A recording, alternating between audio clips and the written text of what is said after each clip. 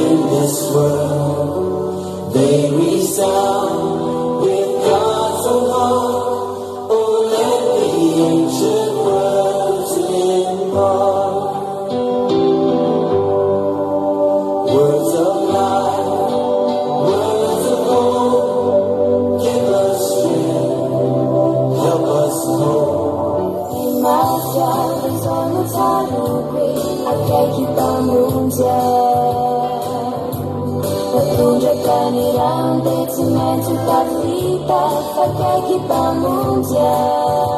我老是我讨见了就说些那种难着皮分我老是我讨啥都说非你是多发发都会发对子我老是我讨那把我弄了了那把我弄了一点点了我老是我讨噻我老是我讨你多看点单子我老是我有娃了pero un le fanfava che c'ha sei Sironi locuni gitani bari para finire un masso anjo miletichi Maria Sayana pacha kaumilu Evangelio nazara nila citu Awanatini mafi maseunana Nale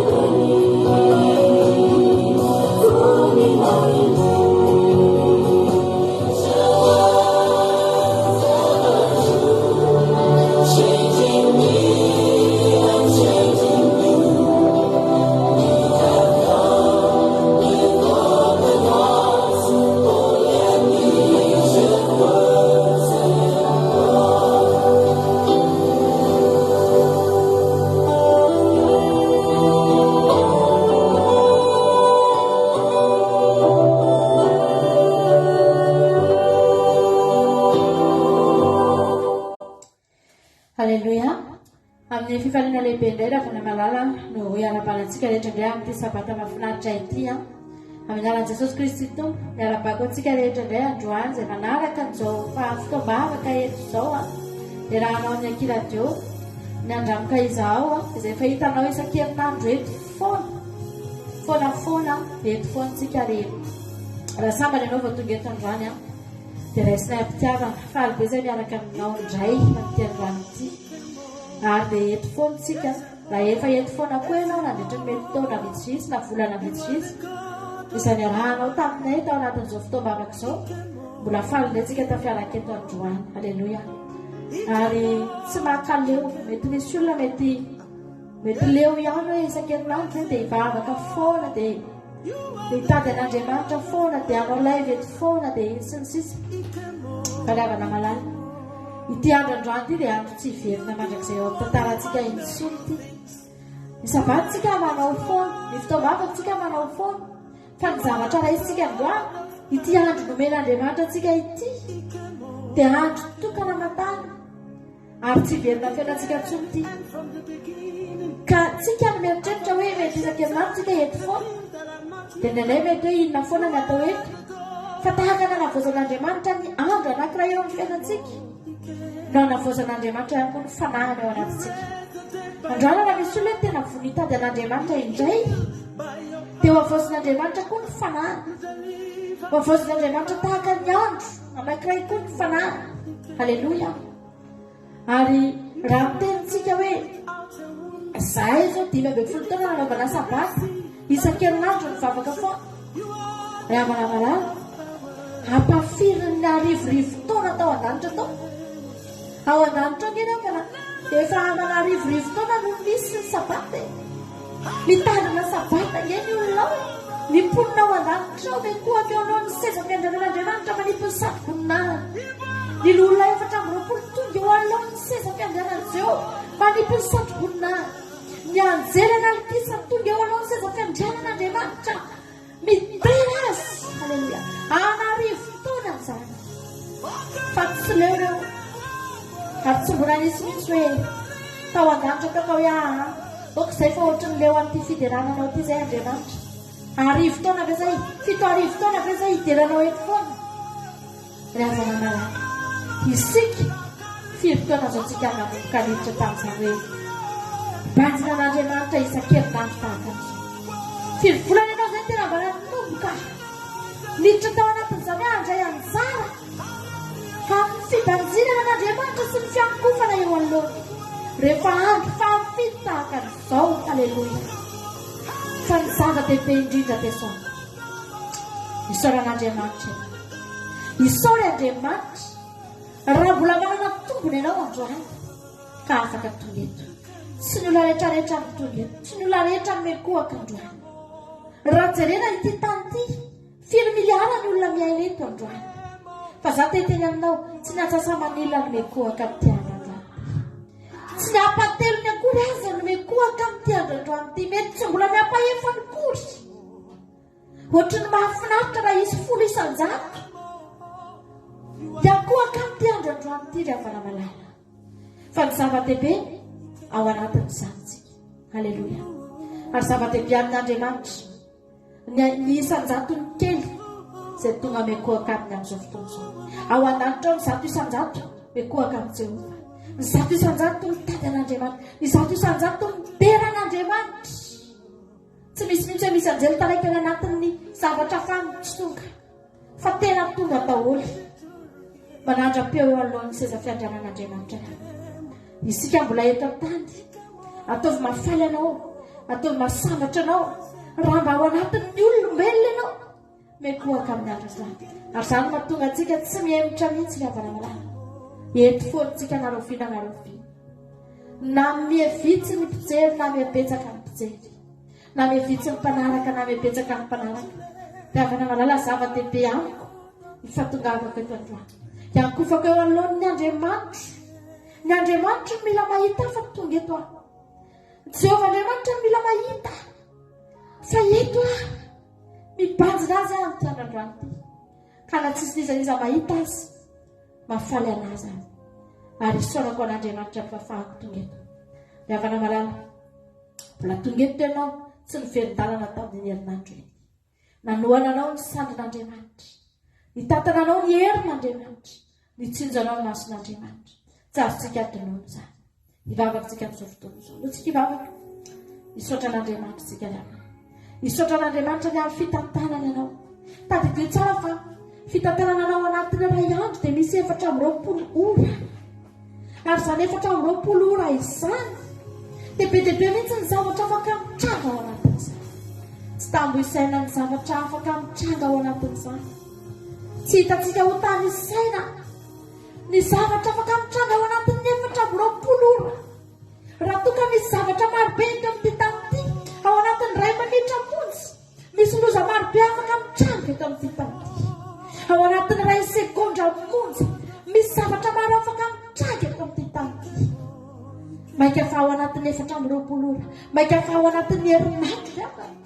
Nandalo atoandro isika, nandalo alina isika, nivoaka isika, niditra isika. Nanao ny fanaon'ny olona rehetra iantsika teto amin'ity tany ity. Tsy hoe nisy zavatra spesiala mihitsy nataontsika, fa nihinana taka ny olona rehetra, niasa taka ny olona rehetra isika, nianatra toy ny olona rehetra isika. Mitovy ny zavatra niainantsika teto, fa maninona isika ravana malala, maninona isika no tonga eto androany, fa maninona ianao no tonga eto androany, satria misy fahasoavana miaraka aminao. Ry havana malala, no tahina angentsika. Herinandro ny tahin'Andriamanitra anao, angeny herinandro lalovanao. Ndrao adinonao ary izany. Herinandro tena nanehoan'Andriamanitra taminao, fa tianao izy mitantana ny fiainanao izy. Aleluia. Misaotra Jehovah Andriamanitra. Idera mankalaza ny anaranao izay Jehovah. Manandratra ny anaranao sy ny voninahitra lehibe sy mahagaga Jehovah Andriamanitra izay tondefandroany. Manome voninahitra anao Andriamanitra. Mankalaza anao Jesosy. Misaotra anao ny amin'ny fitahina fahasoavana rehetra narotsaka teo amin'ny fiainanay Andriamanitra. Fa nirotsahany fahasoavanao hatramin'ny ampahakely fiainanay, hatramin'ny ampahakely indrindra tamin'ny fiainanay. Nifanainao masina nitsinjo aminay, nanolotsainanay tamin'izay rehetra nataonay tamin'ny herinandro. Tsy nanao fahadisoana izay Andriamanitra. O Jesosy malala, mety betsaka ny olona tamin'ny herinandro tena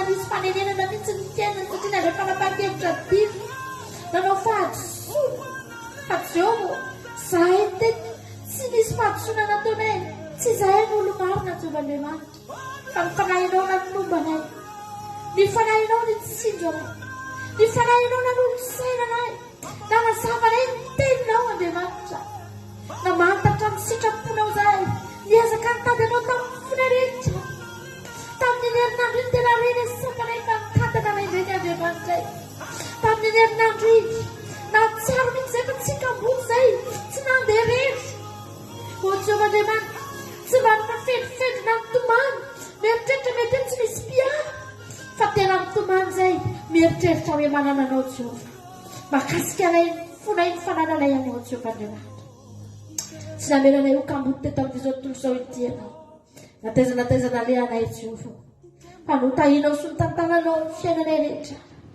Androany zay te hibajina anao, androany zay te hanakaiky anao, androany zay te hitodika eo anatrehanao indray, te hitady anao amin'ny fonay rehetra Jehovan'Andriamanitra.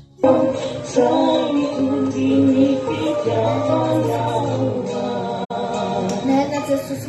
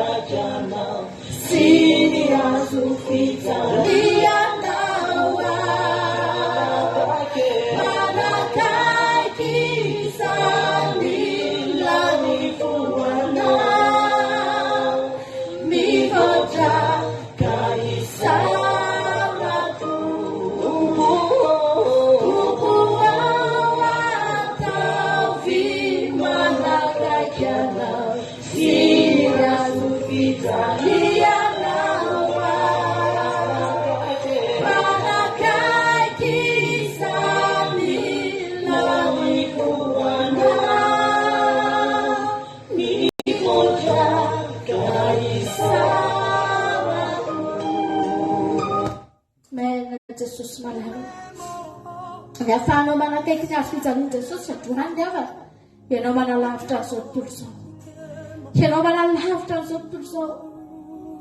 Miakatra makeny akolokota ianao dia manakaiky ny azo fijalian Jesosy. Tsy mifangaro amin'ny vahoaka ianao dia manakaiky ny azo fijalian Jesosy. Halleluja. Ao ataontsika tonombavaka izany androany Jesosy hampanakaikezo anao. Hampanakaikezo anao a. Hampanakaikezo ny lany voanao a. Tsy haintsika ny manatony eo ny havana malala. Tsy haintsika mitonga eo. Fa mila n'Andriamanitra ianao hitondra anao eo. Mila n'Andriamanitra ianao hitondra anao eo. Tena n'Andriamanitra hoe fanahy-masonao taonga.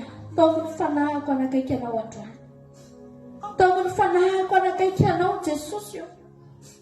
Mbola viriko ty izao tontolo izao ity. La mbola misy zavatra mbola misarika ny sainao. Mbola mamilivily ny sainao amin'izao fotoana izao. Hoy ny tenin'Andriamanitra hoe hiresaka aminao sakaizako. Hoy ilay hirantsika teo hiresaka aminao sakaizako. Androany Andriamanitra te hiresaka aminao.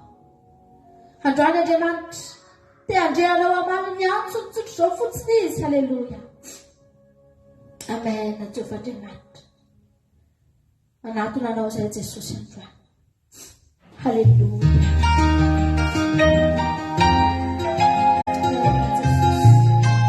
Amisy zavatra ny anatinao any. Raha napetraka izao tontolo izao any anatinao any. Ady napetraka izao tontolo izao eo amin'ny fiainanao. Taontsika anatona n'Andriamanitra. Fa tady izy toman'Andriamanitra anao rendrana malala. Halleluja. Misy natrampo nazupa uliana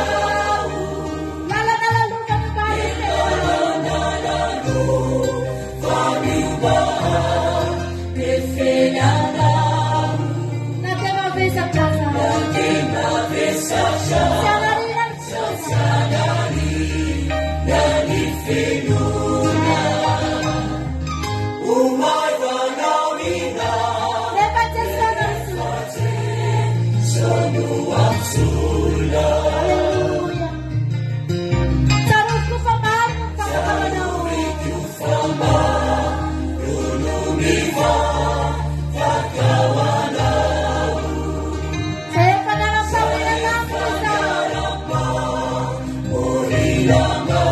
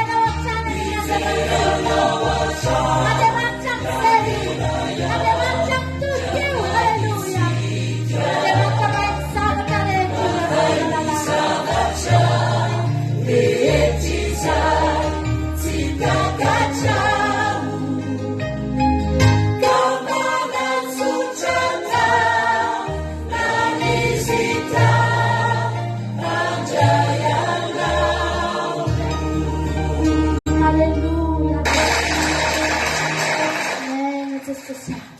Alleluia. Maizina ty zao tontolo zao ty ry havana malala. Tsy mety mibalika intsony ny masoandro eto ry havana malala. Fa nataonao androany. Alleluia.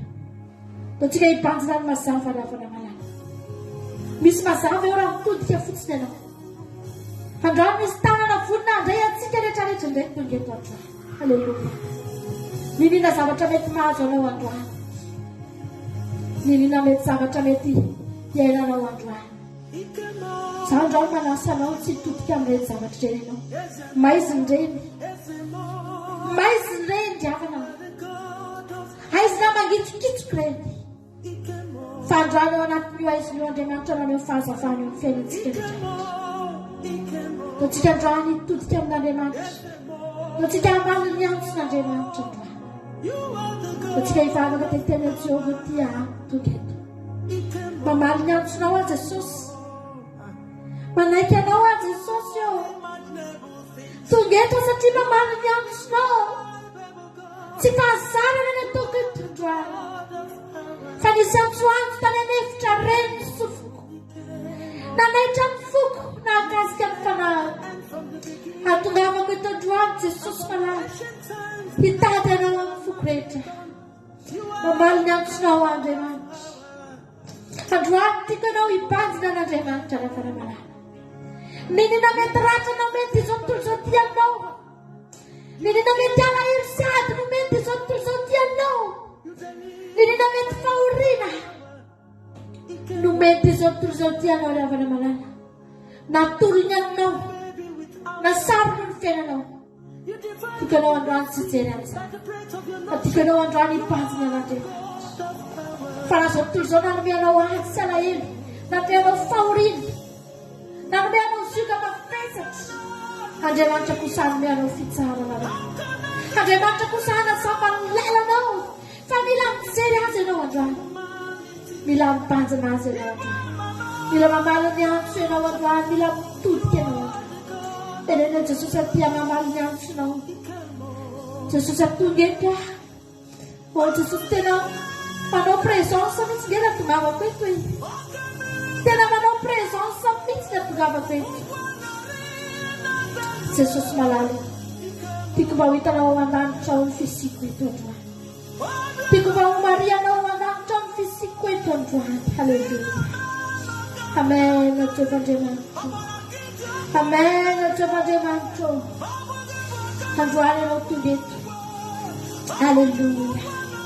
Olona efa avy mitady asambarana tany amin'ny ivelany tanitsika rehetrarehetra eto zavana malala.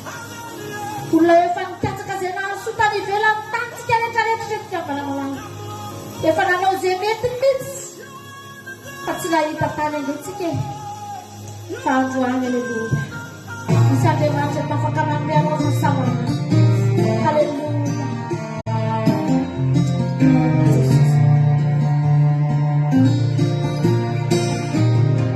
Nadisy fanantenana tsika izao tontolo izao.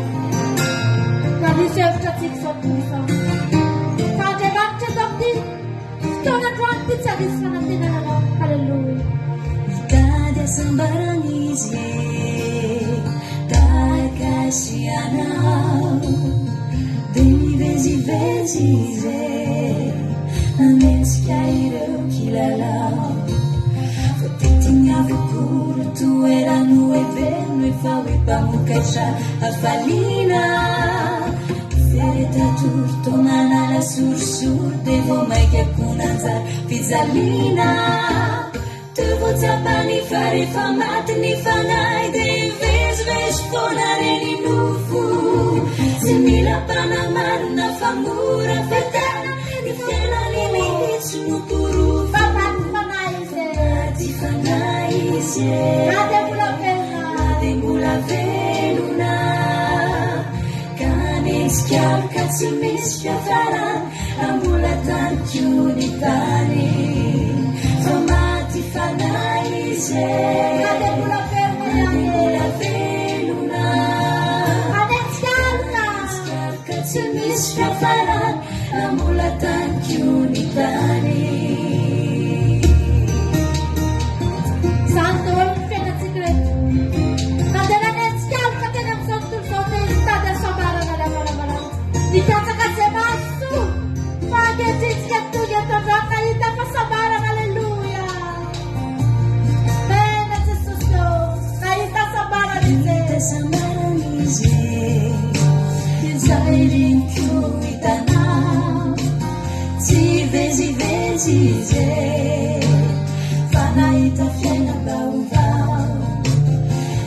tetintsony rotoelano everiny fa mipamokatra afalina tsy zany alina manala asasana satria fotoana atorina tokotsapany farefa velona fanay tsy mivezivezitsony reny nofo tsy mila mpanarina fa mora fatany ny fiainany mihitsy nokorofo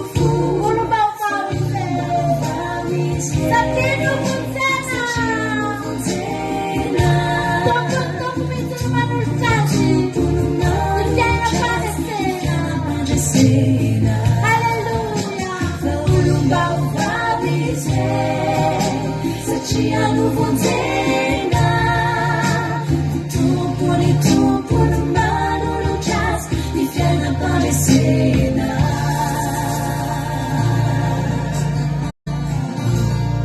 Haleluya maina Jesus tandra tena manasa tsika rehetrarehetra andora isika izany fiainam-baovao zany rano andora isika izany fiainam-baovao zany atolorony tenanao androany ianao manolotra dia Andriamanitra koa manolotra ianao manome fa Andriamanitra koa tena manome ary nomentsika kely fa nomen'Andriamanitra betsaka lavitra ny hafanamalala nomen'Andriamanitra tsika betsaka lavitra ny hafanana ahoana ny ahafahantsika mijanona eto raha mifanaraka amin'ny zavatra nomentsika ihany nomeny ry hafanamalala ahoana ny ahafahantsika mijanona eto ny hafana ahoana ny ahafahantsika tena sambatritsika manana an' Jesosy ny hafanamalala raha mifanaraka amin'ny zavatra nangatantsika ihany no nomenantsika kely dia kely ange ny angatantsika ny hafany kely dia kely ny angatantsika fa sambatritsika androany da tonga eto aleluia sambatritsika androany da tonga eto aleluia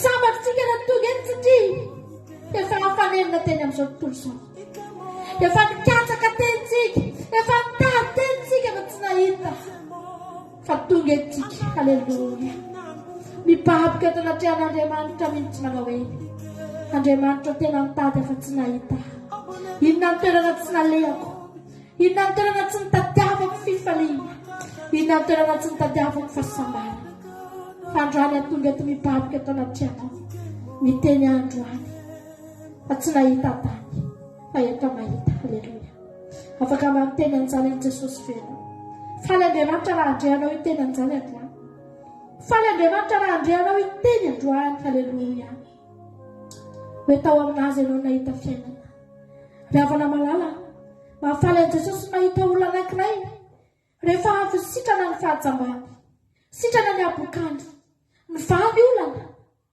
fifaliana ho an' Jesosy mahita n'iny olona iny mitoy amin'ny ten'Andriamanitra manao hoe dia nanaraka azy izy dia natsambotsambotra izy ary nanaraka an' Jesosy izy ry havana takiny ahoana ny fihetsefon'Andriamanitra mahita ny olona anankiray notahiny olona anankiray nanehoany ny fahasoavany nanaovany fahagagana sy ny vonjeny ka nitoy anao aorianan'izay manao hoe dia nanaraka azy izy aleluia dia nanaraka azy Bartimeo dia niverina le lehilahy anankiray izay nosotranina tamin'ny abokana ry havana malala androany fotoana koa androany mba hiteny ananao eo anatrehan'Andriamanitra afaka mba miteny venao androany hoe Jesosy sambatra manana anao Jesosy eto aleluia sambatra manana anao Jesosy manana afaka miteny an'izany dia tsika rehetrarehetra androany ahafalo ny fon'Andriamanitra ny fahatongavana rehetra anisan'le anankiray ianao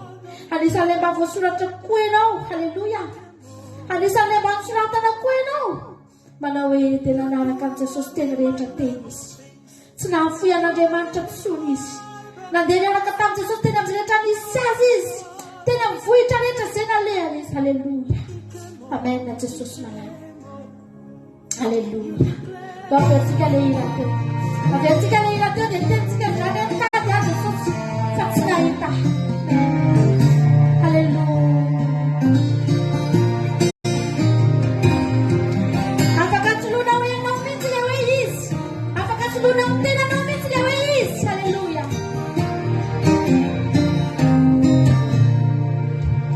Kada sambaranizi Kai anao Deni vezi ireo kilalao Fotety avokolo toerano eveno efa hoe mpamokatra hafaliana Feretatoro manala sorisoro dia vao maika konanjara fizaliana Tovotsapany fa rehefa maty ny fanahy dia mivezivezy foana reny nofo Tsy mila mpanamarina fa mora fatana ny fiainany rehetra Ny fiainako mihitsy miprovotra sosiala maty fanahy za tamin'izany rehefa za mbola velona kely mbola nandeha tena manetsika alina tsy misy safarana raha mbola tariko ny tany fa maty fanahy aho e na dia mbola velona ka netsika alika tsy misy fiafarana raha mbola tariko ny tany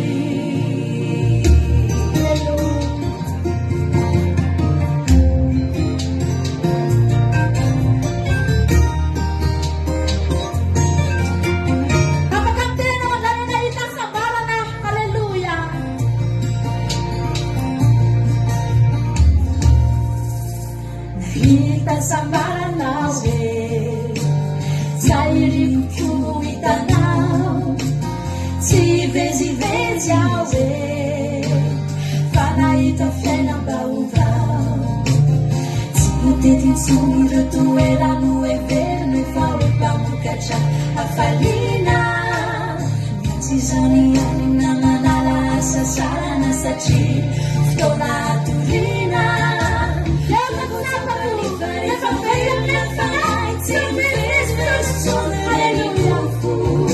Tsy mila mpanamarina fa mora fatany ny fiainany mihitsy no porofo fa olom-baovao azy satria novonjena Ny tompo no manolotra azy ny fiainam-pandresena fa olom-baovao azy satria novonjena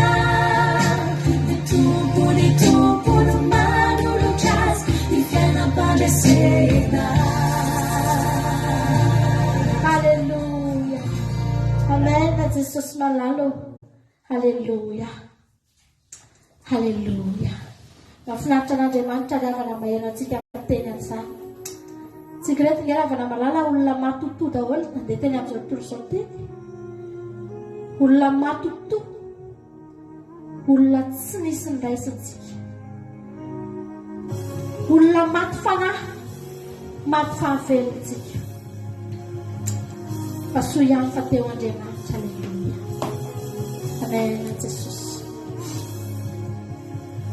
Misotranao izay Andriamanitra. Misotranao izay Jehovah Andriamanitra. Izany ingeny atongavana eto. Ianao no irairaina eto Andriamanitra. Fiainana samihafa ny fiainana ny ainanay teto Andriamanitra. Samy nananana lehany sy ny nataony izay.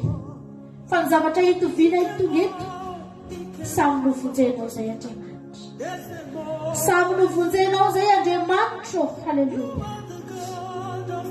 Amen. Jesosy. Misotranao Jesosy malala. Samy latsa-bavy izay androany.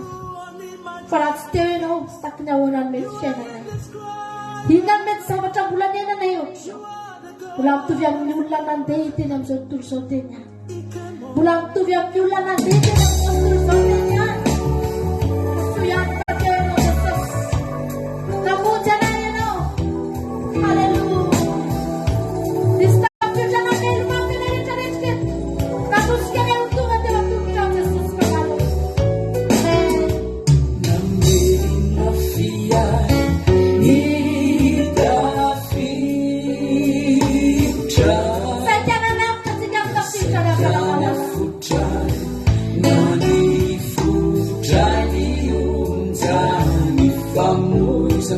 Bigano teso si fanaita kana pitsucha ni sanjinao mamunzia Nabelo matian tafiditra. Atau fnata ni surga belum belum sila wanati salita. kita tena magpili no. Pagkukat sa sus na nafsa no. Hallelujah.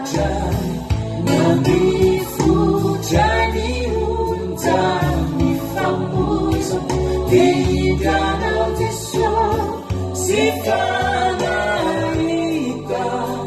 Kanapit sujan isang dinaw mamunti Sabi nila magkakaroon ng sumatanaw tiso manalo Sufati winaya tiso manalo Fialufaku vatulapit si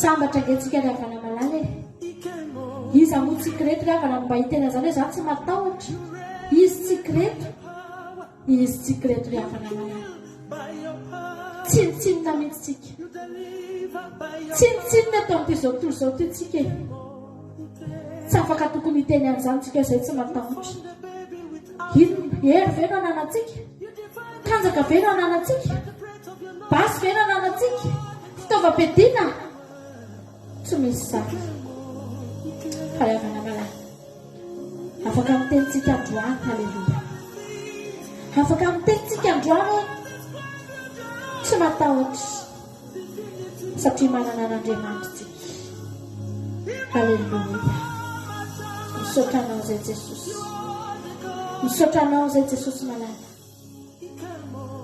misotranao zay Andriamanitra manana anao zay dia mba samiteny Misy olona eto amin'izao tontolo izao ty raha lalala mirehareny itsy izy hoe falony izy sambatra hony izy rehefa ny zavatra ataony zavatra tena hitanao mihitsy hoe tena tsisy dikany ege rehefa ny zavatra ataony fa mirehareny itsy izy hoe sambatra zay faly zay fa tsika ny avana valala afaka mba miteny tsika va afaka mba miteny kotsika hoe sambatra zay Jesosy. Halleluja. Fa tokana ny zavatra ilainao androany mba tianana fahasambarana andao alaitsika ny fahasambarana ao amin'Andriamanitra rehefa hosotomintsika ny fahasambarana ao amin'Andriamanitra hosotomintsika ny avana malala ny herin'Andriamanitra afahantsika mandeha mamakivaky an'izao tontolo izao ity saotranao zay Jesosy manana. Halleluja.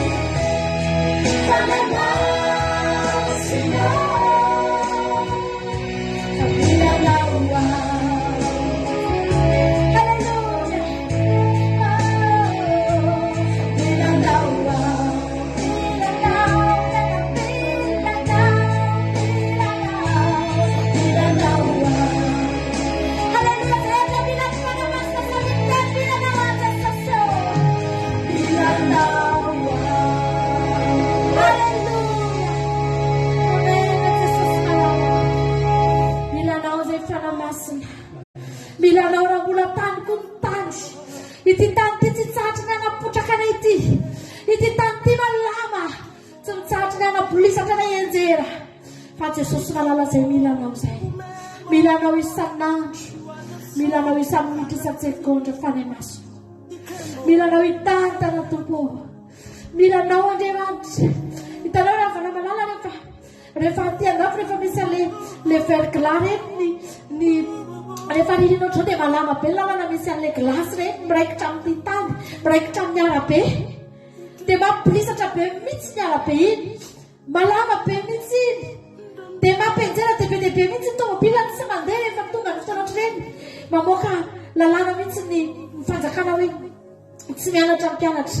Mijanona daholo ny transport satria malama iny lalana iny. Fa misy pneu spécial afaka mandeha amin'ny lalana iny.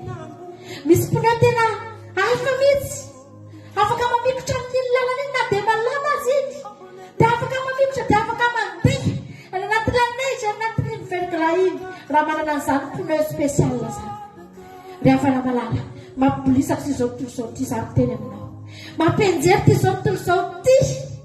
Malama ty tany ity. Ary arakaraky ny andro sy ny fotoana, arakaraky ny mahakaiky ny fiavian'i Jesosy no mahatonga ty tany ity alama. Mampilisatra, mihamafy ny fianjerana eto, mihamahery vaika ny fianjerana eto. Fa mila ny fanamasina ianao. Afaka amikiranao rehefa namalala.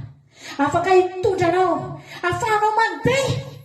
Ka na dia menjera izany olona rehetra, na dia malama izany lalana, ianao afaka mandeha satria ianao manana ny fanahin'Andriamanitra. Ianao manana ny herin'Andriamanitra. Tsy ny volanao ny ekinanao, tsy ny fahaizanao na ny herinao ny ekinanao, tsy ny tanjakao na ny fahalalanao. Fa herin'Andriamanitra ny ekinanao. Avy ny fotoana rehefa namalala. Manomboka ny fotoana tsy havitany herin'ny intsony ny vola. Tsy havitany inona amin'ny olona intsony ny vola. Ny vola izay niateran'ny olona hatramin'izay. Ny tanjaka izay niateran'ny olona hatramin'izay. Fa fotoana izao hiaterantsika amin'Andriamanitra. Aleluia. Amena Jesosy. Zay Jesosy miantehatra aminao. Zay Jesosy miantehatra aminao. Aleluia. Teneno mihitsy androany Jesosy miantehatra aminao fanamasina. Miantehatra aminao bebe kokoa. Aleluia. Mihamafy ny fiainana. Fa ataovy mihamafy ny famikiranao an'Andriamanitra. Miaratsy izao tontolo izao. Ataovy miantsara ny fifandraisanao amin'Andriamanitra nefa na. Aleluia. Maina Jesosy. Ataontsika ty raha mahafinaritra be anakaiky sambatra Jesosy raha mantona hoe zanakao. Sambatra Jesosy mba tenenina koa hoe zanakao. Aleluia. Maina Jesosy. Sabako faman'Andriamanitra mahery miakako. Manapetrapetrany manokatra ny lako. Niza sakananakanazo sumayuanako. Nandro sumayuanako. Jesosy mialoha. Lavaranga nidfi. Aleluia. Zaho tsy maintsy pova anaovako zato fiainako. Zaho tsy maintsy miady foana ary hanolotra mpandre. Eny zavatra manana laopanilako. Ianao tolo fitiavana Ianao tolo fitiavana tsy miady. Tena dredrika ho antsoina hoe malalanao. Ianao tia satria ianao lay fitiavana be.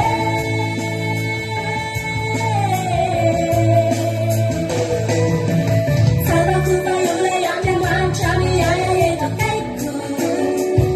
Manao fialan-tao Ampiteny zanany. sanany. Kagnamako na mandeha naiza lalana alehako. Manana katrany aho, misy mpampantery fiarovako. Aleluia. Zaho tsy maintsy mino, Maina amin'ny veloa. manoko ny havelomako. Zaho maintsy miady foana. Maintsy miady foana. Aleluia mpandesy. Champagne. Sikarakarakairabe.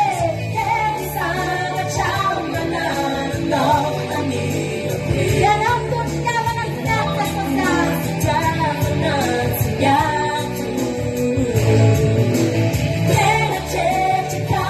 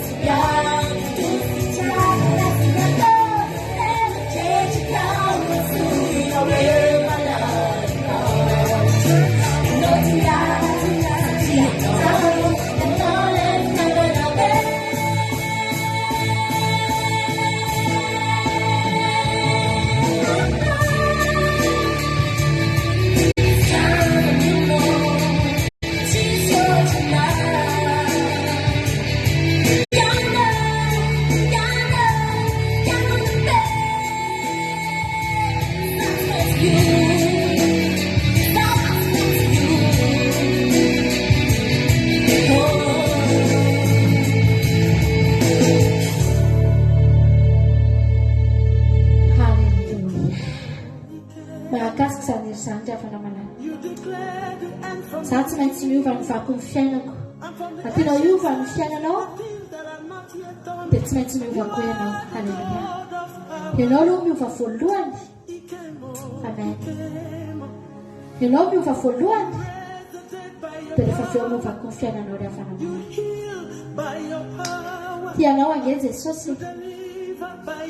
Tsy andriny mihitsy ny fotoana hatongavanao eo. Vao tonga eo ianao, vao tonga eo aminy ianao dia malaky be mihitsy izy miantsoanao hoe malalana. Haleluia. Malaky be mihitsy izy miantsoanao hoe malalana ianao mba hatonganao tsy haly intsony. Haleluia. Misy olona rehefa mifankatia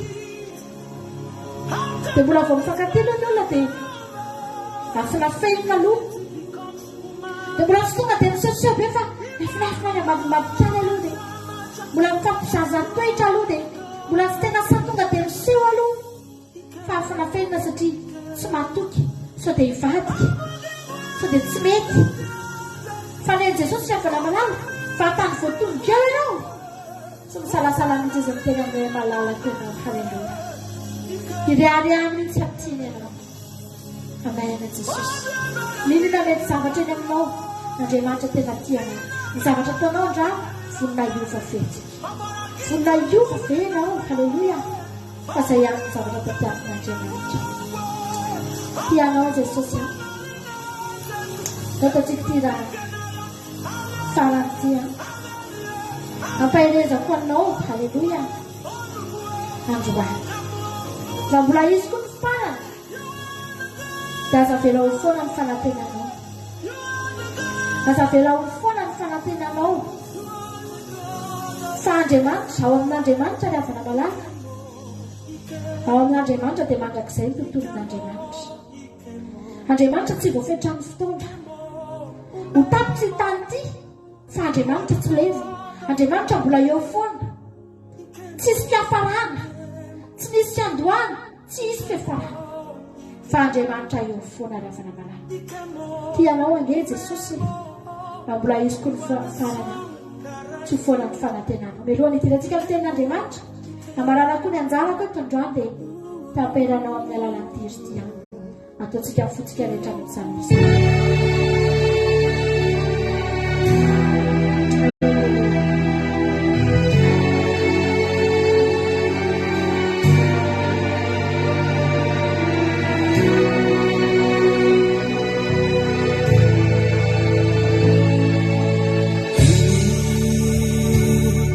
Izaho te hiraoana satria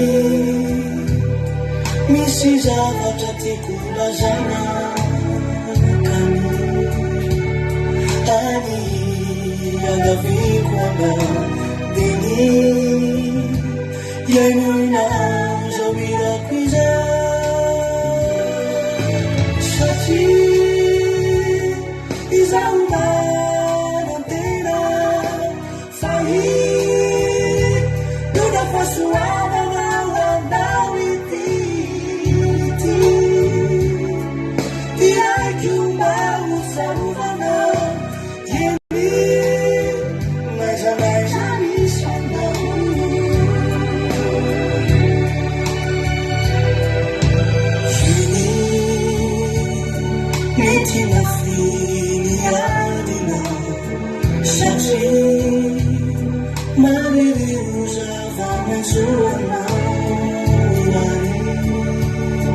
Itu fatema veririca kasi itanamitsuniza yata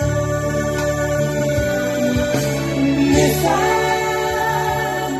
auganantena fani ranu masuna uhudi fifalininja ratu burai sikiuni farani Besi isfanatena nufona Ratu mula isi kiuni farani Besi isfanatena nufona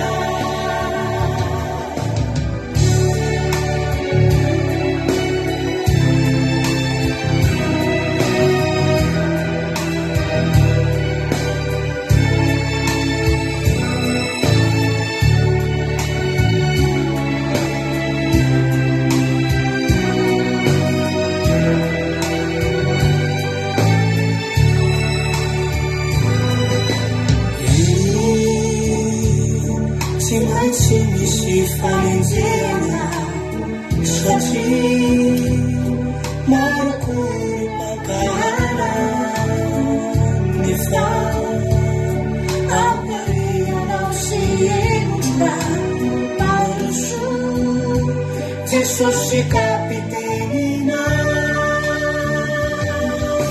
Aide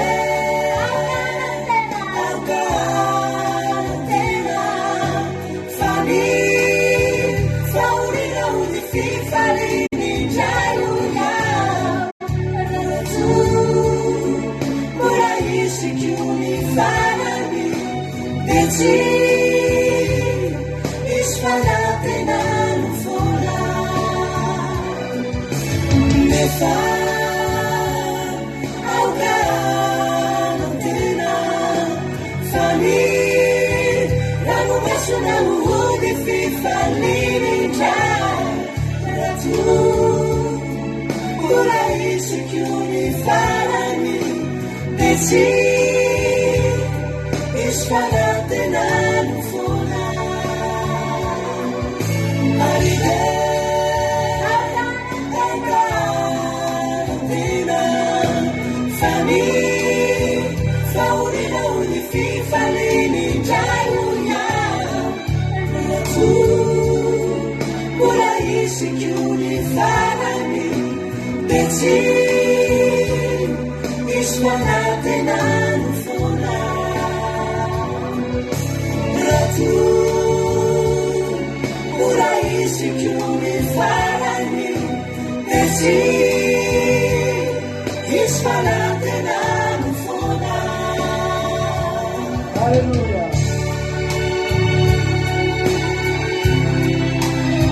Raha mbola izy tony farany a izy anila tonga androany tsy isy fanantenana no foana ny aminao.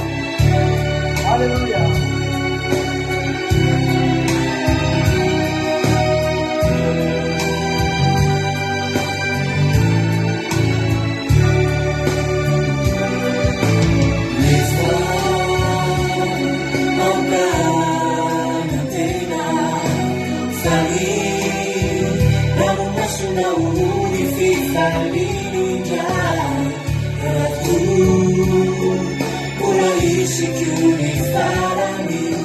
Mesy isy fanantena no foana.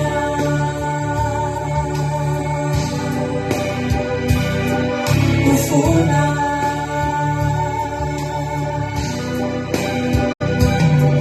No foana.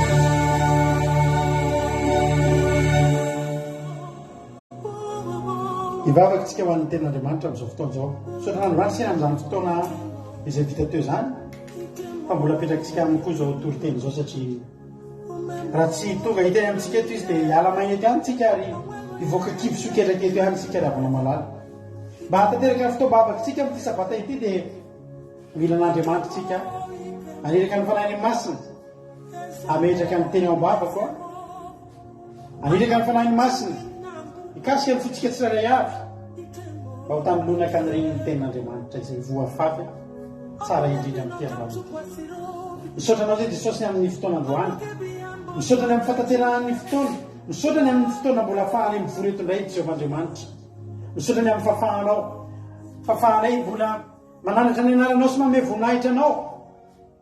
Mampipita an'izao sary sy feo amin'ny alalan'ny connexion izay misy eto am-pelantanana sy ny fitaovana izay nomenao Jehovahandriamanitra.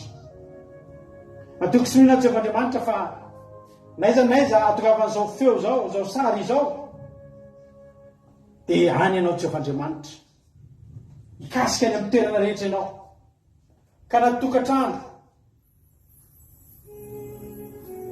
na isa tokantrano na isam-batan'olona zay mandray an'izao fandarana izao mandray izao tenin'Andriamanitra izao dia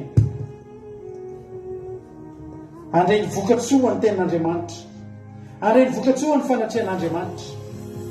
Ary misy kifokifo tonga eto mety mitanondrika amin'ny fiainana, mety tsy salama, mety marary, mety reraka. Raha izao fotoam-bavaka izao i Andriamanitra tsy ho fotoam-bavaka andalo fotsiny takany mihaino hirahira fotsiny na mijery orona tsara mihetsika fa iserin'Andriamanitra anangana izay trotraka amin'izao fotoana izao, anangana ilay farany, ampitsangana ny malely, hanadio ny boka, hanadio ny fo, anasitrana ny fera anaty rehetra anatin'ny fo izay mihaino ka maratra fo amin'izao fiainana izao Jehovahandriamanitra. Ny fanatriana ratsy rehetra ny devoly sy ny Satana tsy avelana anelingelina izao fotoana izao, tsy avelana ikasika izao fotoana izao na amin'ny lafin'inona na amin'ny lafin'inona.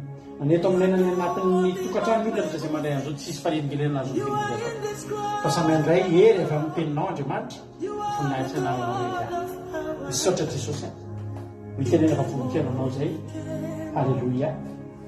You declared it, and from the beginning, and from the Eto tsika samira mahafinaritra be zany androany a fitiavana voalohany a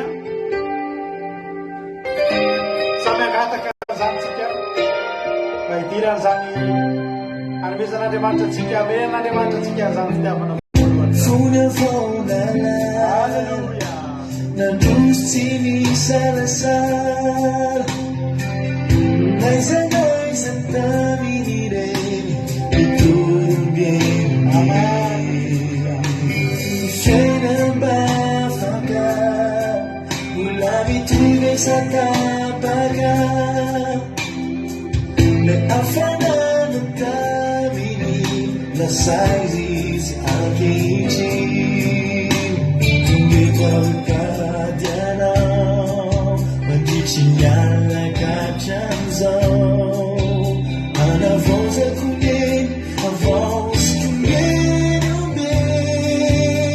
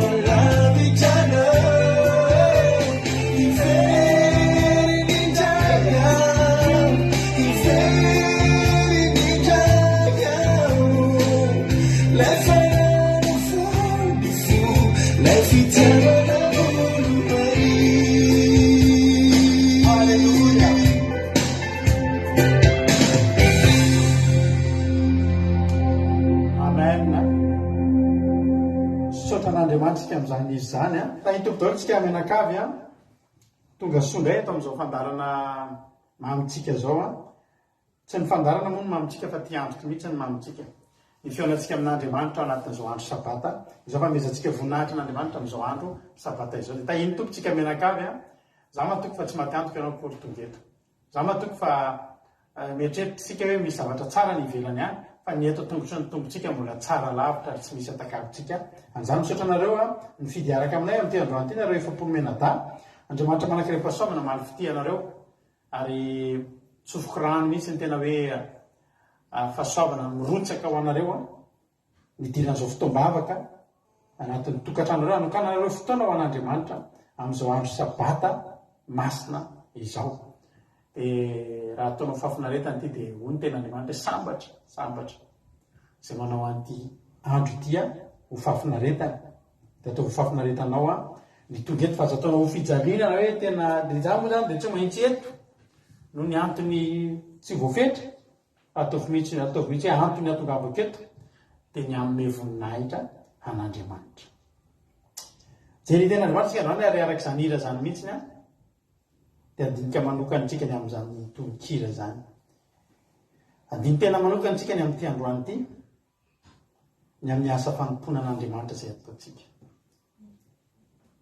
Misy tena Andriamanitra mahafinaritra be vakitsika ao amin'ny tena amin'ny Korintiana voalohany 4 nataon'ny Paoly anisan'ny malaza ary mampahery ary tsy hay adinoana.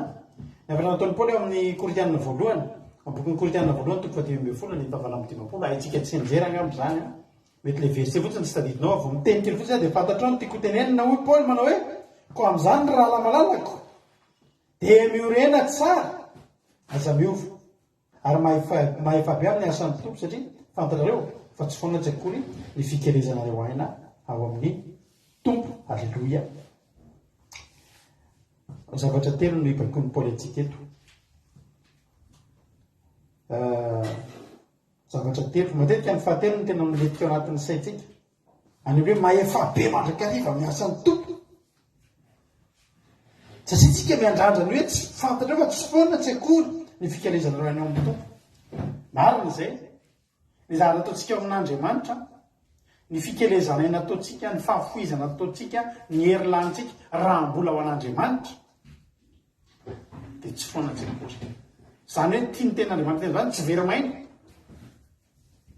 Dia matetika io no tena misintona ny saintsika hoe mahefabe, misy devoir zany tsy maintsy ataontsika eo a.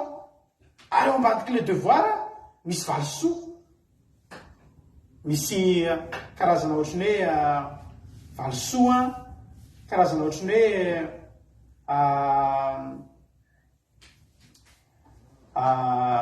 récompense, cadeau men'Andriamanitra tsika ary marina izany. Fa androantsika hifantoka bebe kokoa amin'ireo zavatra izay mety lalovana fotsiny anatin'ny fehezanteny io ten'Andriamanitra koa amin'izany raha lamalalako. Voalohany indrindra olona tiany Paoly ny anafarana eto. Ianao rehefa misy olona tianao dia anafaranao zavatra tsara. Tena hoe ny olona tianao afaro zavatra tsara izy. Ijery ny tantaran'i Solomona tsika rehefa Solomona dia tiany Davida.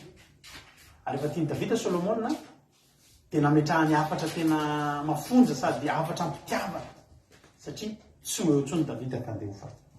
Ny olona tena tiana reto malalany reto olona ireto Afaran'ny Paoly reto, olona tany Korinto reto, dia tena tiany Paoly. Ary rehefa tiany Paoly dia andeha Paoly dia fantany fa mety misy fotoana tsy hoana intsony. Ny olona tianao ma tsy tianao hisaraka aminao zany.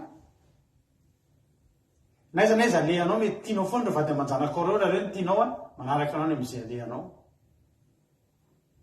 Mananaman'izay niova asa izy, niova toerana ipetrahana mihitsy izy. Ny asany tiany fa nafony ny asany dia nafony ny tanana nipetrahana fa lasa nandeha niova toerana tanteraka mihitsy izy mba ahafahany mandray ny vady aman-janany. Satria tiany ny vady aman-janany, tsy tiany hisaraka aminy ny vady aman-janany. Reto olona reto dia zanaky Paoly reto toriniteny reto. Ary niteneniny hoe raha malalako. Paoly rehefa miteny hoe malalany dia tsy mety tsara vera tsisy hoe malalany fa tsy tiana fa tena malalany ireo. Ary any amin'ny farany io teny io dia nomeny afatra ngeza be hoe miorena tsara. Miorena tsara izany hoe aza mihetsiketsika. Izany hoe tena oka hifototra mandrakariva. Ary ny zavatra tena ngeza be koa dia izao. Aza miova. Aza miova. Aza miova zany dia izao. Dia ohatra ny tehiteny Paoly hoe ho avy ny fotoana, ho avy iverina aty afaka 5 taona dia mbola ohatran'ny io ihany nareo. Alleluia. Iverina afaka 10 taona. Mbola ohatran'ny io ihany zany misy havanay zay kozinako izay taloha. Mbola kely, tena mbola kely nga amin'izay 9 taona. Miara milalao izay izy izy dia misy an'ireo mandeha mivavaka any amin'ny ambanivohitra eny ny fianakaviana manontolo dia ny lehibe mivavaka fa izay milalao tadidiko tandràmo fa mampiady voninkazo. Nalao be voninkazo be mihitsy izay mianana zany dia tsy mifankahita tsony efa ela be. Efa lehibe amin'izay mifankahita. Fa tena tsy nampozina, tsy niara lalao voninkazo tsony. Fa tsy mifampiaraba, tena ohatran'ny olona tsy mifankalala, niova, tena lasa niova. Misy fiovana, lasa mifampihafahafa. Tsy mifampiaraba moa zany fa dia tena lasa tsy ohatran'ny tamin'ny intsony ilay fiarahana, ilay fifandraisana. Zava-dehibe amin'Andriamanitra tsika manao asan'Andriamanitra. Fa tena anisan'ny zava-dehibe anatiny afatra io avana. Dia tena ny Paoly andreto ilay aza miova. Zany hoe raha ohatran'io ianao dia aza miova. inona moa le sehatra iovana eto, inona le sehatra misy andrereto any amin'ny sehatra ny fanomponan'Andriamanitra, any amin'ny ara-panahy. Ary Paoly tsy miteny aza miova hoe ahoana, tsy aza miova amin'izao ianao fa raha ohatry nio ianao dia afaka folo taona mbola ohatry nio ihany ny paozinao ny olona efa mivoatra, efa miova, efa telefona ianao mbola machine à écrire, mbola ozy hoe firy numéro fax anareo, afaka folo taona dia mbola antanao efa manao numéro fax anao dia fasako sara. Mila manaraka ny teknôlôjia. Mail zao fa tsisy fax zany intsony, vetivety dia fa lasa ny mail. Maka sary tsy mandeha makany amin'ilay ohatry ny tanan'akanjo taloha tena analakely misy ilay tanan'akanjo hoe maka sary dia anaty maizinao ilay mpaka sary, voaka avany ny sarinao dia sasana koa dia afaka 3 andro anao vao miverina maka ny sarinao. Tainao mihitsy ohatry ny ahoana nety sa tsy nety lesa tonga ao aloha vozy ilay mpaka sary maverina fa tsy nety fa mipika amin'ny masonareo. Tsy izay le fiovana. Le fiovantsika mila miova manaraka ny misy mantsy ho antoko-pivavahana ohatra tsy miverina amin'ny taloha mihitsy hoe taloha Jesosy tsy manana tomobile no tsika andeha tomobile. Jesosy tsy nanao kiraro zany fa kapa, nanao kapa daholo. Tsy am'le izy. Fa ny sehatra resahana eto dia amin'ny ara-panahy. Ny zavatra resahana eto hoe miorena tsara, tsy hoe miorena tsara eo amin'ny toerana misy anao hoe eo ianao dia tsy miova eo amin'ny toeranao io. Ara-panahy daholo reto. Resaka finoana, resaka ara-panahy. Ary raha mahefa be amin'ny asan'ny tompo zany asan'Andriamanitra zany. Paoly zany tena mandrisika antsika hoe mahefa be amin'ny asan'ny tompo taovy ny asan'Andriamanitra. Mitombo. Fa le aza miova eto aza miova amin'io fitiavanao an'Andriamanitra io. Aza miova amin'io fatahoranao an'Andriamanitra io. Ary io ngery avana tsy afatra Paoly fa tena afatra avy amin'Andriamanitra io. Andriamanitra mihitsy no tsy tia antsika iova. Inona moa le iova? Ny fifandraisantsika amin'Andriamanitra ry avanao. Ny fotsika tian'Andriamanitra dia tsy tian'Andriamanitra io. Zany mahatonga an'izany izy zany nataontsika fitiavana voalohany. Andriamanitra rehefa nanafatra izy maniraka ny Paoly koa izy nakany ireo fiangonana 7 any Azia. Dia zao ny zavatra nitranga. Nanafatra koa izy ho an'ireo rehetrarehetra zao. Anisan'ny antefan'ny hafatra voalohany tao amin'ireo fiangonana 7 tany Azia dia ny fiangonan'ny Efesosy. Fa tiako hoe zany teny zany anaran'i Jesosy manao hoe sorato amin'ny anjelin'ny fiangonana ny Efesosy. Zao ny lazain'ilay mihazona ny kintana 7 ny an-tanana ny ankavanana sady mandeha eo afovoan'ny fanaovan'ny jiro volamena 7. Andiny faharoa. Fantatro ny asanao sy ny fikelezanao aina sy ny faharetanao ary ny tsy fahazakanao izay mpanao ratsy. Ary ireo efa nizato toetra izay milaza ny tenanao apôstôly kanjo tsy izy ary hitanao fa mpandainga izy ary manana faharetana ianao ary miaritra amin'ny anarako sady tsy reraka. Ane reto olona reto zany dia ireo le voalaza ny tenin'Andriamanitra hoe mahefa be amin'ny asan'ny tompo. Tena ny olona tsy vohozongozony izy ireo. Nisy olona tao nitondra fampianaran-diso. Nisy olona tao tafiditsy neky hanozongozona ny finoana. Nisy olona tao tena nanao fihetsarambela tsy mihitsy, nanao endrika apôstôly, nitondra fampianarana, nanao fihetsiky ny apôstôly. Fa tao anatin'ny fijoroana, fiorenana tsara, dia tsy vohozongozona ny finoana reto olona tao Efesosy reto. Dia tsara zany. Ary hitan'Andriamanitra zany. Hitan'i Jesosy zany. Za miteny anao, tsy manana ninina ho porofona amin'ny olona tsika. Alleluia. Tsy manana ninina ho porofona amin'ny olona isika. Fa fantara, Jesosy tsy manao Facebook. Jesosy tsy manao Telegram. Jesosy tsy manana WhatsApp. Fa Jesosy mahita ny ataontsika, naizanaiza misy atsika. Fantatro ny asanao. Hita. Ninina zany ataonao tsy manana ninina ho porofona anatrehany olona tsika. fa ataovy fahitan'Andriamanitra ianao. Fantatro izy ny tenin'Andriamanitra, fantatro ny asanao, ny fikelezanao aina sy ny faharetanao. Hitany avokoa ny tsy fahazakana. Misy olona manao zavatra ratsy zany a, dia tena tsy zakan'ireto olona tefesosy reto. Enina tsara amin'io tena mahasositra anazy mihitsy ny mahita ny olona manao zavatra ratsy, satria maninona? Tsy mety amin'Andriamanitra, tsy mety aminazy. Aleloia. Raha eo anatin'izany ianao hoe eo akaikinao misy olona manao zavatra tsy mety fanohatra amin'ny sitrapon'Andriamanitra, dia tena tsy zakanao, dia za dia tena anao fa tsy maninona zany. Zany mihitsy ary ny tokony izy satria vao metsika mahazo aina.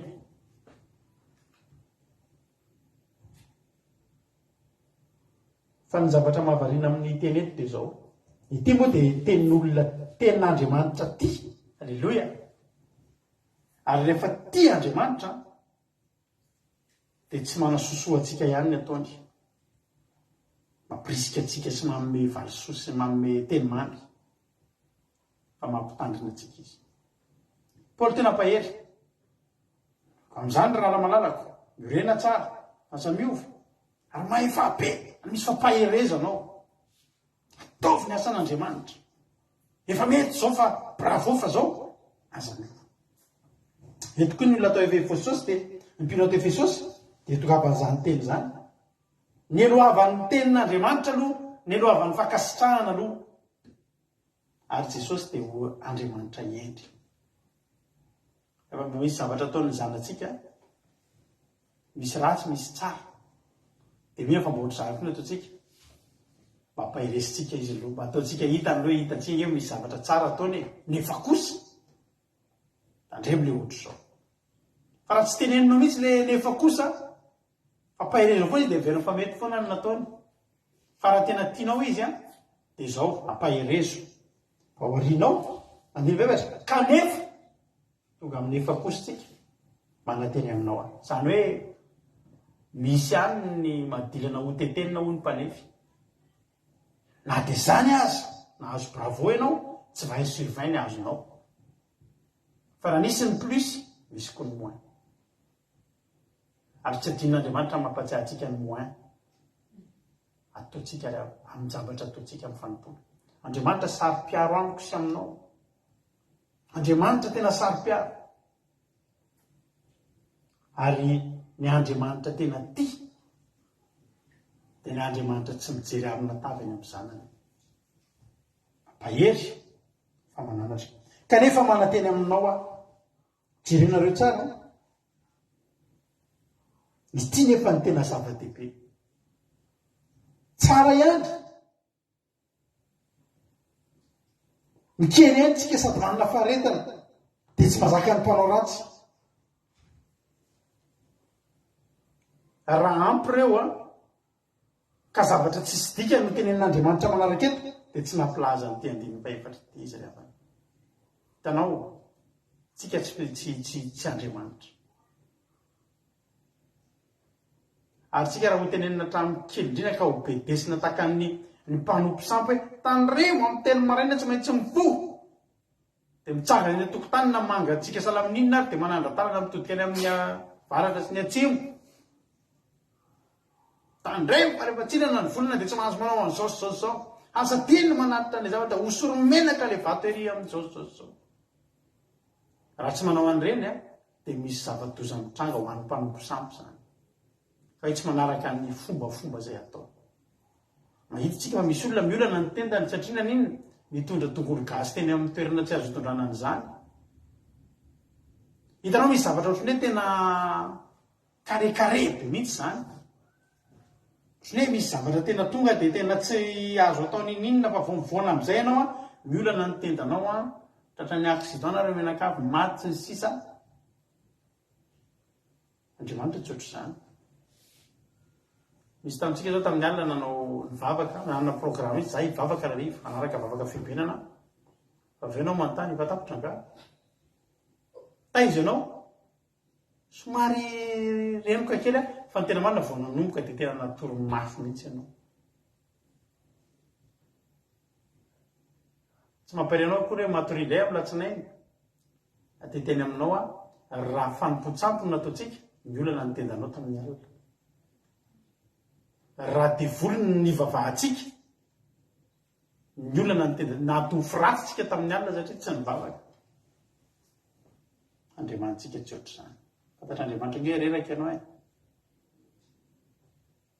dia tsy navenao fa amin'ny Facebook ny fandaran'alina mbola afaka mijery anao rehefa avao fa ny zava-dehibe kosa tsy tian'andriamanitra andary fotsiny hoy ny ten'andriamanitra manateny aminao aho satria efa niala tamin'ny fitiavana voalohany ianao ary teny ngeza be zany fa tsy teny kely point ngeza be amin'andriamanitra izany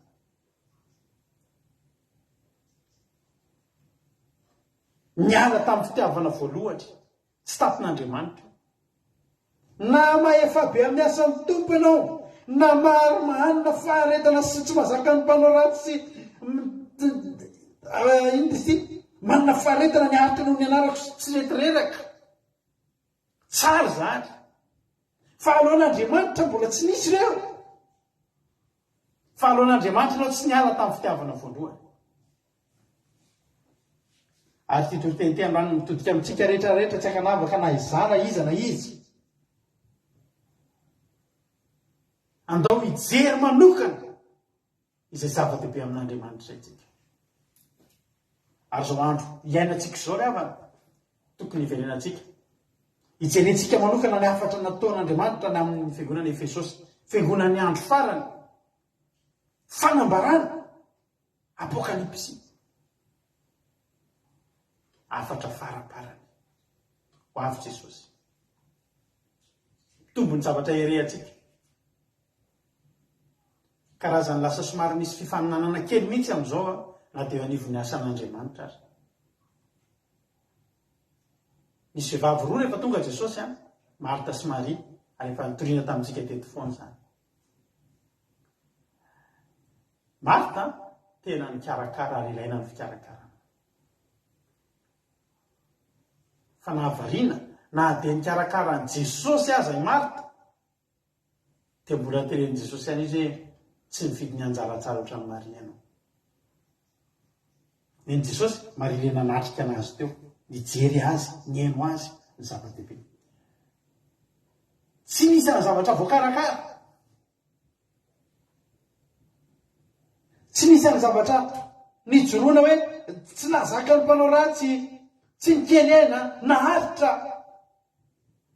tsara ihany zany karazana fanampiny sisy reny fa ny tena heriny ary tsy tian'andriamanitra ivoana tsy tian'andriamanitra ihany taka ny hoe raha mpanao gâteau nge ianao rehavany afaka asianao frezy nge ao anatiny afaka asianao manga afaka asianao trambotrafy fa ny zavatra tena tsy azonao elany dia ny lafarinina angamba efa nisy navita gâteau tsisy lafarinina saiko za tsy patisie aloha za fa mino aho fa singa lehibe tsy maintsy ilaina raha anao mofo ny lafarinina aty aminay zao misy restaurant hoe tonton farine tonton farine obitrao dia ny olo reny voko farine tana mivarotra tonga dia botabota maka teatrana reo mandalova amin'izany restaurant tonton farine zany zany hoe tonga dia fatahazonao antoka mihitsy ninonninona misy farine fotsiny misy mofo ao vita amin'ny farine ny zavatra rehetrarehetra ao alleloia misy za moa tsy mahay fa dia miaratsiny izy nambinamba mamaleny hoe misy miambany hoe misy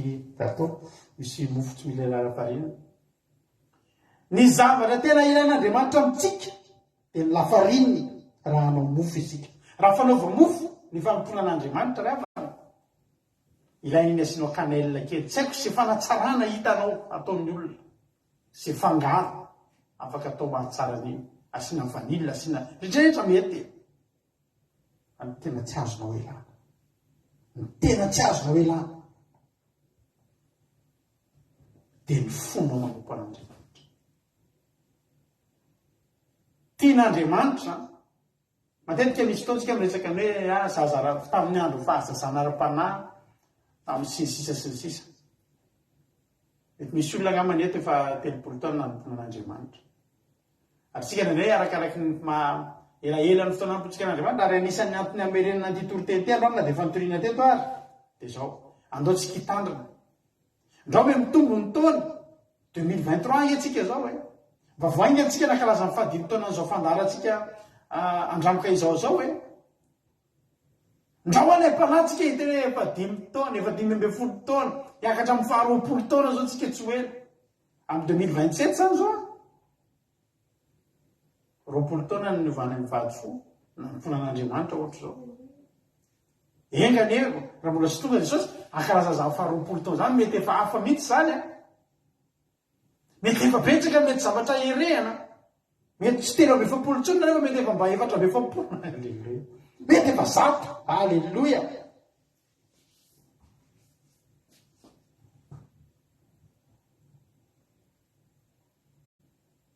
fa zany rehetrarehetra zany zavatra tsara daholo fa tsy ratsy fa ny tian'Andriamanitra mpatsivina antsika androany aiza ho aiza ny fitiavantsika azy le fitiavana resahana eto a dia le fitiavantsika mivaingana ao an'Andriamanitra taloha ny fitiavantsika an'Andriamanitra io tamin'ntsika vao mivavaka dia nitarika zavatra maro nitarika atsika tia azy nitarika atsika natahotra azy nitarika atsika nanaja azy nitarika atsika tena hoe nifaly taminy nitarika zavatra be dehibe teo amintsika fifandraisika amin'Andriamanitra nitahotra ny fitiavantsika an'Andriamanitra io le havana mandeha ny fotoana dia tsika efa manomboka mezary tsika vao manomboka ny tom-pianarana mbola tena complet daholo ny stylo atsika manga maitso mena mainty mbola atao tsara mihitsy soratra mbola mampiasa gomme mihitsy vao misy tsy mety mbola milamina tsara mihitsy ty protège manga mena rehefa misy zavatra tombokotsika zany eny fa naty atoko zao fandarantsika zao nge ravana taloha nisy fitaovana be dehibe nampiasaina dia nisy zavatra be dehibe nitandremana tsy hoe lasa ataoko totoy izy ty akory fa ny zavatra rehefa voatomboka misy zavatra ataonao tena misy fotoana zay mba manokatra garage dia tena hoe ny clé rehetrarehetra vita mihitsy diovina ny clé isan'andro a vao maka dia misy soratra kely hoe clé 10 11 12 dia mipetraka manaraka an'iny mandeha ny fotoana ohatry ny hoe very daholo le clé tsisy eo amin'ny toerantsony very daholo le zany ny clé tsy very ny sasany any amin'ny tany sasany adira anaty tomobile ny sasany any posy mécanicien lasa dino mody any fa ny asa mandeha ihany ifampitedavana iny hita ihany fa niova le fomba fiasa niova ny fomba fiasa ny zava-dehibe amin'Andriamanitra ry havana na mandroso manahoana ny asa ataotsika na mitombo tahaka ny ahoana isika mitombo tahaka ny ahoana ny fitiavantsika an'Andriamanitra ny fotoana fanompotsika an'Andriamanitra ny zava-dehibe amin'Andriamanitra dia efa nampitenenina antsika ny Paoly aza miova aza miova afaka miha lehibe tsika afaka me mahatakatra zavatra tsika afaka me miovana ny fomba fitoritsika teny azy avery koa rehefa nareo izay nahitana ny toriteny taloha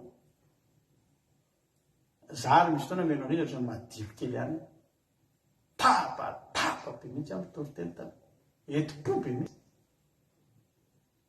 fa zao ry havana reny afaka miova ny fihezika isan-karazany fa mifanontaniana mipetraka androany manahoana ny fitiavantsika an'Andriamanitra nanahoantsika tamin'ny voaty azy taloha manahoantsika amin'izao i Solomona dia natefa ny tenin'Andriamanitra misy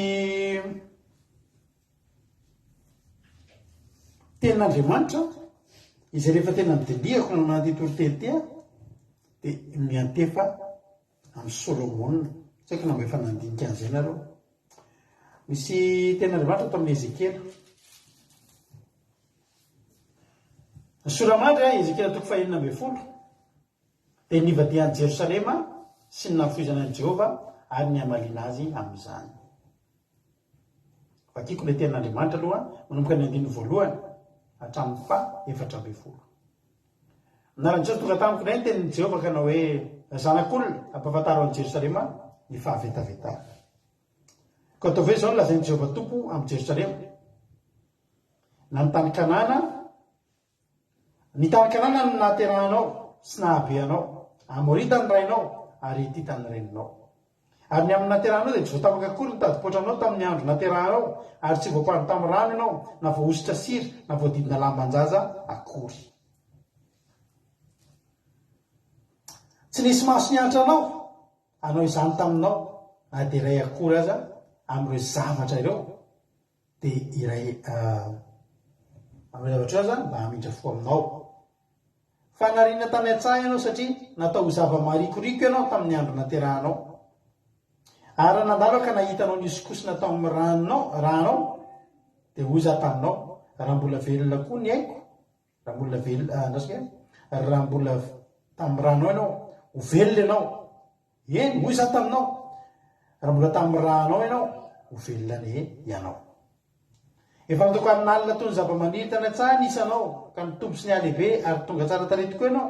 Naniry nono ianao sady naniry volo, nefa mbola nitanjaka sy nianjaanja ihany. Ary nandalaka nijery anao dia hitako fa izay ny fotoananao dia fotoam-pitiavana, ary narakotro ho anao ny lambako ka nosaronako ny fitanjahanao. Eny, ny anina taminao ka nanao fanekena taminao hoy Jehovah Tompo, ka dia efa ay ianao. Halleloia. Dia nampandroko rano ianao, eny nisasako tsara ho afaka tamin'ny ranao, dia nosorako diloilo. Notafiko lamba misoratsoratra koa ianao ka nokoraroko odi-takasy, nokiraroko odi-takasy, ary nampisikina korongony fotsy madinika sy notafiko aparasy. Noravahako firavaka ianao, ary nasiko aba ny tananao ary rojo ny vozonao. Ary nasiko kavina ny oronao sy ny sofinao ary sady voninahitra tsara tarehy ny lohanao. Ka dia niravaka volamena sy volafotsy ianao ary rongony fotsy madinika sy aparasiny ary lamba misoratsoratra ny fitafianao. Koba tsara toto sy tatery ary diloilo ny fihinanao. Ary efa niatsara tarehy dia niatsara tarehy ianao sady nambininy. Ary efa niatsara tarehy dia niatsara tarehy ianao sady nambininy. Ho miendrika andrina. Ary dia nientana ny jetrisa aza nilaza anao niatsara tarehy ianao fa tanteraka izany no ny voninahitra izay nataoko taminao hoy Jehovah Tompo. Efa namaky an'ity dia tsara isy lahatra fa nieritreritra ny Solomona ry havan'Andriamanitra ny teny an'io. Satria izao Solomona io dia fantatritsika tsara fa zanaky fitsangatsangana. Ny Solomona io ry havana tena zanaky fitsangatsangana, vadin'olona. Nolay ny dadany niterahany Solomona. Ary taloha tamin'ny Baiboly tamin'ny Palestina ny zanaky ny fitsangatsangana zany tsy mandova ary zany. Toy ny tena zany tsy nisy maso mijery anao. Possible angeny avana niavan'ny Davidy io tsy tian'ny Solomona.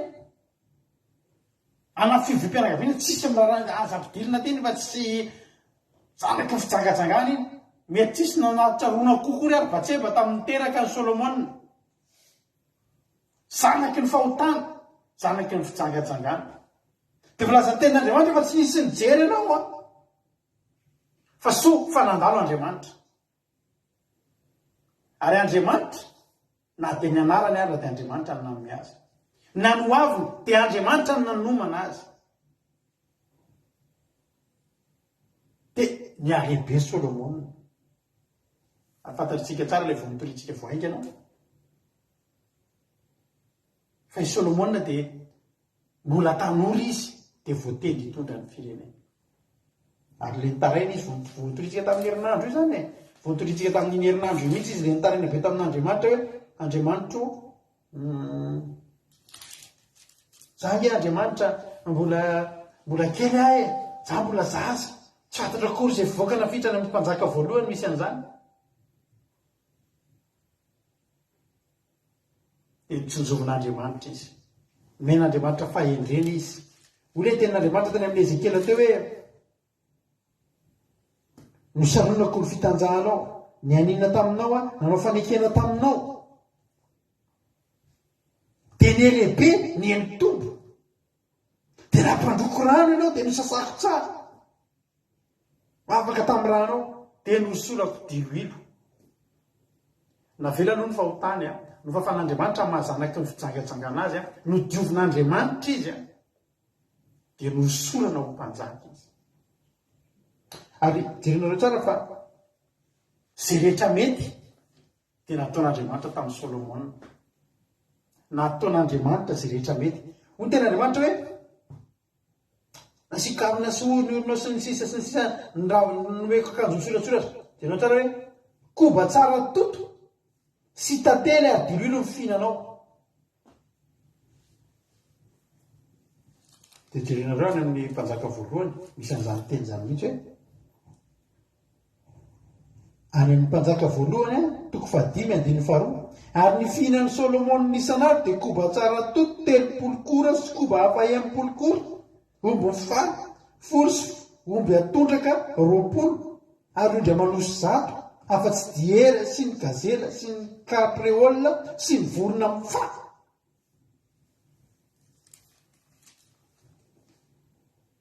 Biby madio daholo zany. Hitanareo a tamin'izany fotoana zany no fanan'Andriamanitra ny tsara indrindra Solomon. Ary zavatra nafanan'Andriamanitra azy ireo dia hoy ten'Andriamanitra dia efa niatsara tare dia niatsara tare ianao sady nambinina mendrika zanak'Andry. Mila rehefa mihinana zava-madio tarehantsika tamintsika mbola misotro toka zany tarehantsika efa zatra le misy namana izay ny fitahana eta tia misotro toka be dia zay zany mipetrapetraka eo dia eo tomobile eo tamin'izany dia vohitany any alavana izy dia nasintareo le vera le tamin'izany manana le vera le botakely tapahany reny efa ny anaty tomobile dia nataony teo ambony tavoa teo ambony tafon'ny tomobile teo dia nasiana rano mangatsika dia voaniala mana izy nahitana hoe sotro toka hoana avy mandraisaka eny tonga dia faly izy dia misotro an'le rano nohatra ny tare zay hoe rano mangatsika kely izy tena izy efa nieritreritra hoe tokana izy dia le tare fa tsy rano mangatsika kely ataonareo izy le tare zany ny lasa aloha tsika rehefa jereo tsara ke ny olona tsy mihina kisoa tsy mihina biby maloto mandimandiny ery tena teneko anao zany ary metsara tare ampiadanon'Andriamanitra samy hafa misy ny olona miadana. Misy olona zao ohatra hoe lamaody le mahia hoe mitazona tena fa hitanao ihany indray hoe dia ty olona manan-karena dia tena tsy tena manaraka rezima moa ny an'ity tsy fananana mihitsy samy mahia ihany fa tsy hitanao ihany hoe ty tena mahia amin'le adi-piainana samy hafa ny hafa zay ny tare makinakina fa misy hafa tena hoe samy mitazona tailina ihany le nareo vehivavy aitya tsy hoe tsy manana izy fa misy fa mifidy ny zavatra hohanina ity ndray tena tsy fisina mihitsy samy hafa hoy ten'Andriamanitra hoe koba tsara toto izy ny fihinanao. Isika ravana rehefa eo amin'Andriamanitra tsy ny tontolo iainana ihany ny ataon'Andriamanitra mahafinaritra fa na ny zavatra miditsy any anatinao men'Andriamanitra anao ny tsara sy ny sosa ny mahasalama.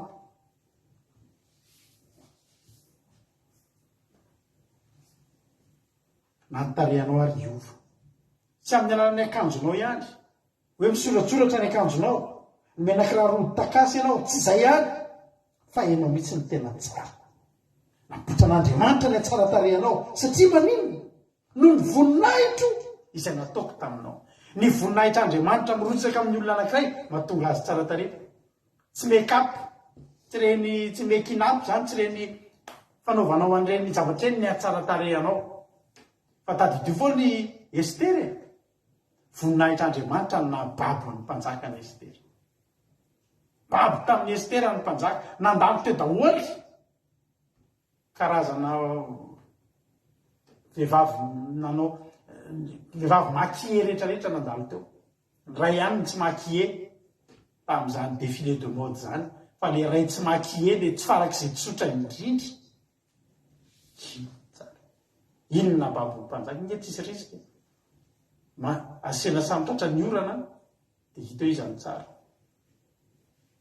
fa Estera tena tsara satria naninona satria nomben'Andriamanitra azy ny fahatsarana natafin'Andriamanitra azy ny voninahiny saingy izao havana malala ny tena zava-mampalay rehefa mamaky an'ity Ezekiela 3:20 mamaky zavatra mahafinaritra be mihitsy ianao sady mihotso tapitra le zavatra vakina tena ataoko an'izao ianao, tena satsala ianao, tena tafiko anao ny voninahitro, te komba tsara totony meko anao, de tena nidioviko ianao, tena nisorako diloelo ianao.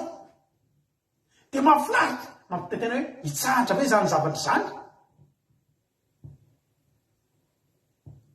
Mampitetaina ny mihaino azy satria tonga tokoa ny adimy fadimyvolo kanjo. Eo zany tapaka le izy mampalahelo kanjo na tokony hatsaratarehanao ianao anomboka zavatra ratsy amin'izay ngamba no voalaza eto. Ary anisan'ny mampalahelo amintsika mivavaka tsy mahay mijanona eo amin'ny toerana io tsika. Inona ny tsy toerana nasian'Andriamanitra ny zanak'Israely rehefa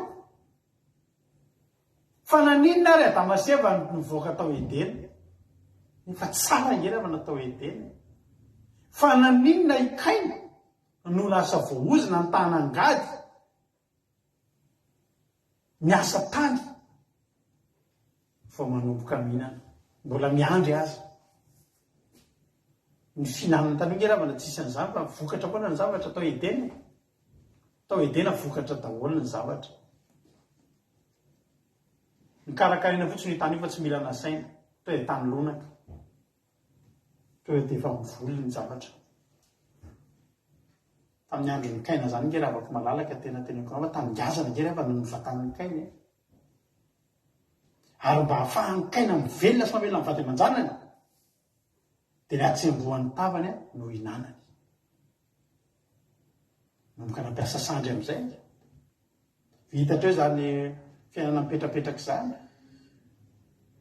Ary zavatra tena mampalahelo amin'ny fiarahana amin'Andriamanitra dia tena mahavariana hoe tsy mitady inona tsika zanak'olombelona. Fa tsy efa ny tsara indrindra ve no hitatsika miaraka amin'Andriamanitra. Tsara ngerava n'izany fiainana izany hatramin'ny zavatra omenanao fiadanam-po, filaminan-tsaina, matory ianao anaty transedera, tena mandeha ianao mitaingina soavaly salama tsara fa tsy soavaly tsy afaka mandeha kory, tena hoe tena miaina ianao amin'izany andro ny ainan'ny Solomona tsy nisy ady fa nilamina fahizay na andro fahizay ny tanàna. Ary nga hiverinao vitan'izany Solomona zany miteny anareo hoe eto ambavaka ny mpitondra anareo. Fa tamin'ny andro Solomona ngeravana nga Solomona reny ny atana.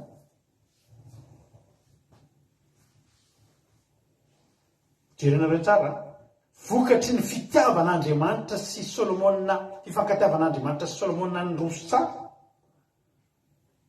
dia ny Solomona izy ireo voatatara iny ny zavatra nohaniny. Fa ny tena zava-nafinaritra koa dia ny olona rehetra koa tsara fihavanana tamin'ny olona rehetra nanodidina azy. Tsisy an'izany hoe ianao zany dia miady amin'ny voisin anao ianao, dia miady amin'ny izy ianao, miady amin'ny mpiara-miasa aminao ianao. Izany le tena eo fa nanapaka ny tany rehetra ety andafiny io ny tifisasy hatramin'ny Gaza dia tamin'ny mpanjaka rehetra ety andafiny io ary izy dia tsara fihavanana tamin'ny rehetra nanodidina azy ireny. Ary ny Joda sy ny Israely nahandro fahizay tamin'ny andron'ny Solomona rehetra. Ary samy tany ambanin'ny voalobo sy ny aviaviny ny olona hatrany danaka hatrany Berisheba. Izany hoe i Solomona ny tsara aloha lasany tamin'Andriamanitra dia ny vahoaka koa naninona niadana. Ny tiana tenenina amin'izany rehefa ao Baiboly no tena izany hoe teny ambanin'ny voalobo sy ny aviaviny ny olona miadana zay ny olona.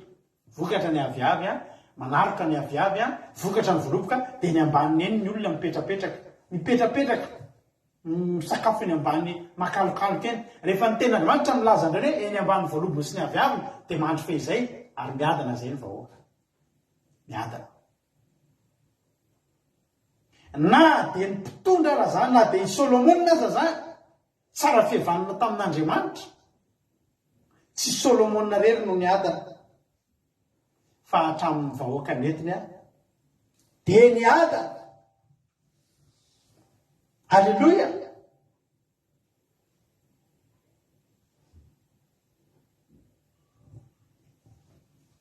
Vokatry ny inona daholo zany?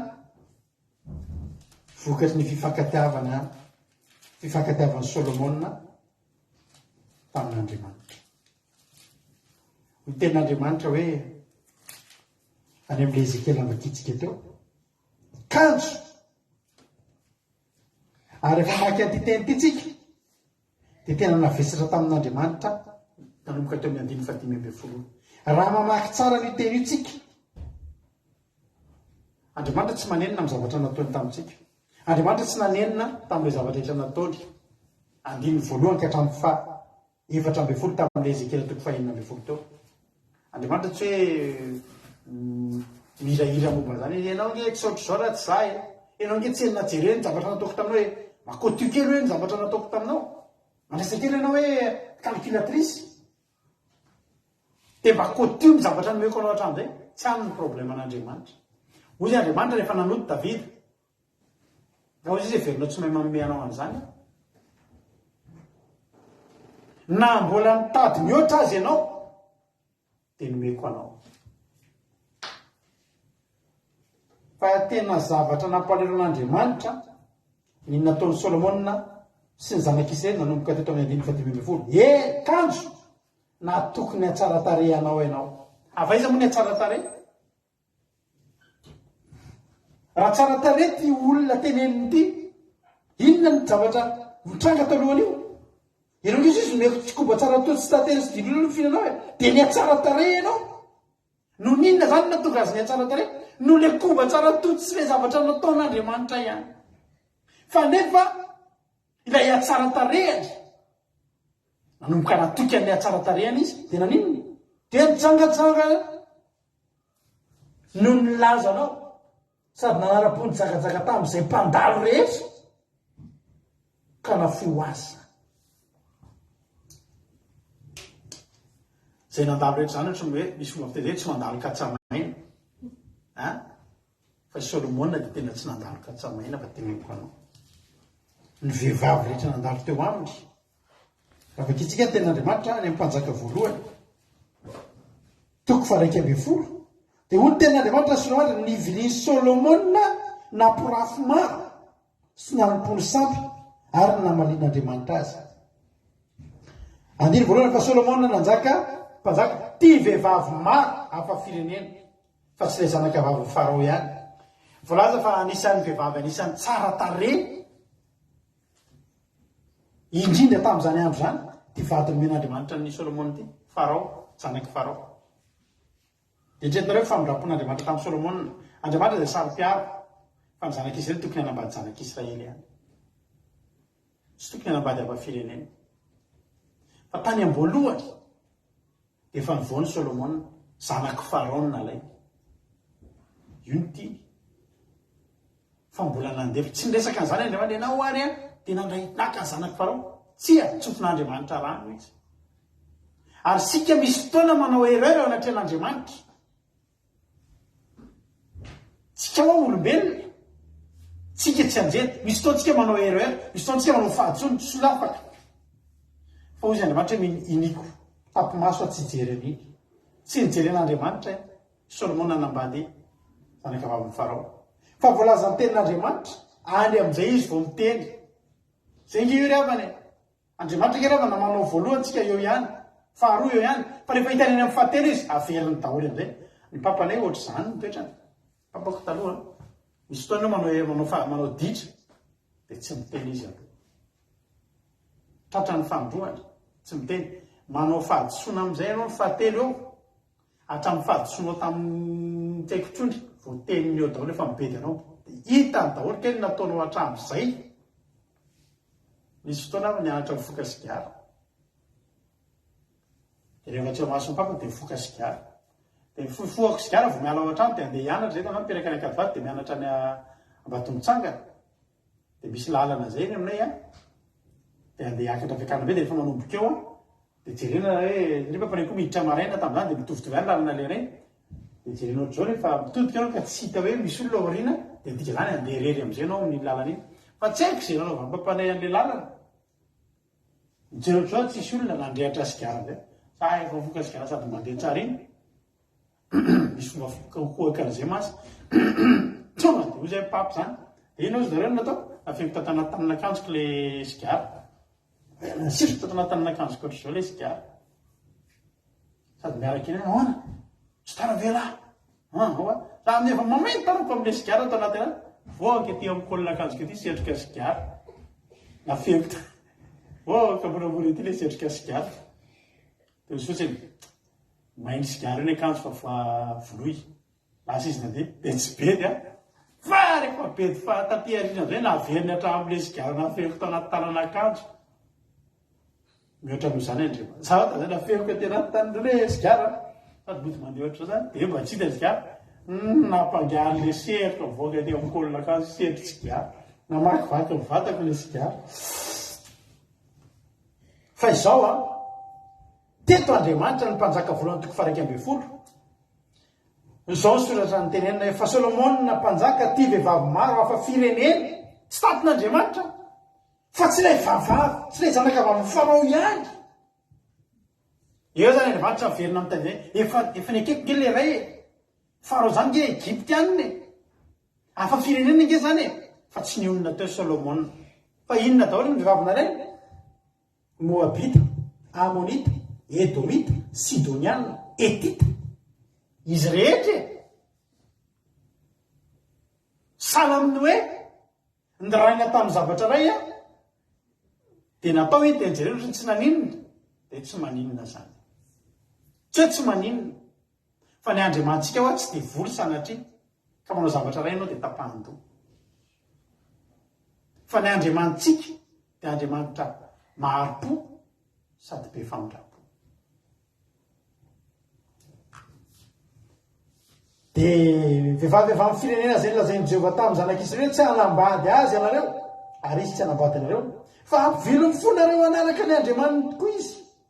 Kanjo tamin'ireo ny raketany fitiavan'ny Solomona. Andriamanitra efa mahafantatra fa ny foky rehetra samy manana Andriamanitra. Fantatra Andriamanitra ny toetrany zanak'Israely fa raha misy Andriamanitra ray mandady fotsiny ao na dia ombola kely volamena azy dia rambotiny tatakamina an' Jehovah. Misy Andriamanitra hafa eo rambotiny tatakamina an' Jehovah. Dia efa fantatry Jehovah zany. Izy Jehovah za manambady olona hafa nareo fa raha manambady nareo a ny Israely ihany avadina satria io a zaka ny Andriamanitra. Fa raha manambady hafa nareo dia andeha hanaraka ny Andriamanitra. Inona tokoa ny zavatra ny trano.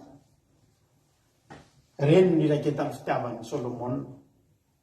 Andiny vatelo ary tenanana vady andriam-bavy 700 sy vady tsindrano 300 ka nampivino fony ireo vadin'ireo.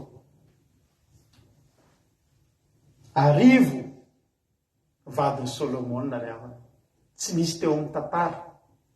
Tsy nisy teo amin'ny tantaram-piaina nizaniza mandraky 5 androany na mpanompo sampy na ate na olona nanao paky tamin'ny Satana na olona mpivavaka na mpandala amin'ny fomban-drazana na zafikely na tatarabe tsy nisy teo amin'ny fiainana mandraky 5 androany ka nahitan'izany hoe olona manambady arivo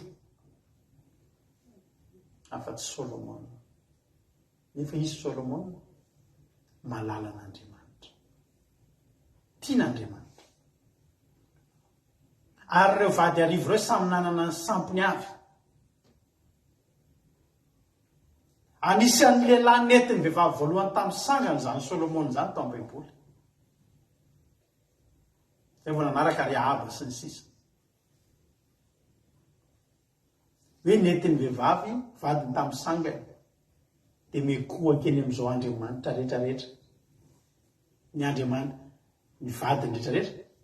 Ireo zany ireo arivo ireo samy manana ny Andriamanitra ireo, nanana Andriamanitra arivo zany Solomona.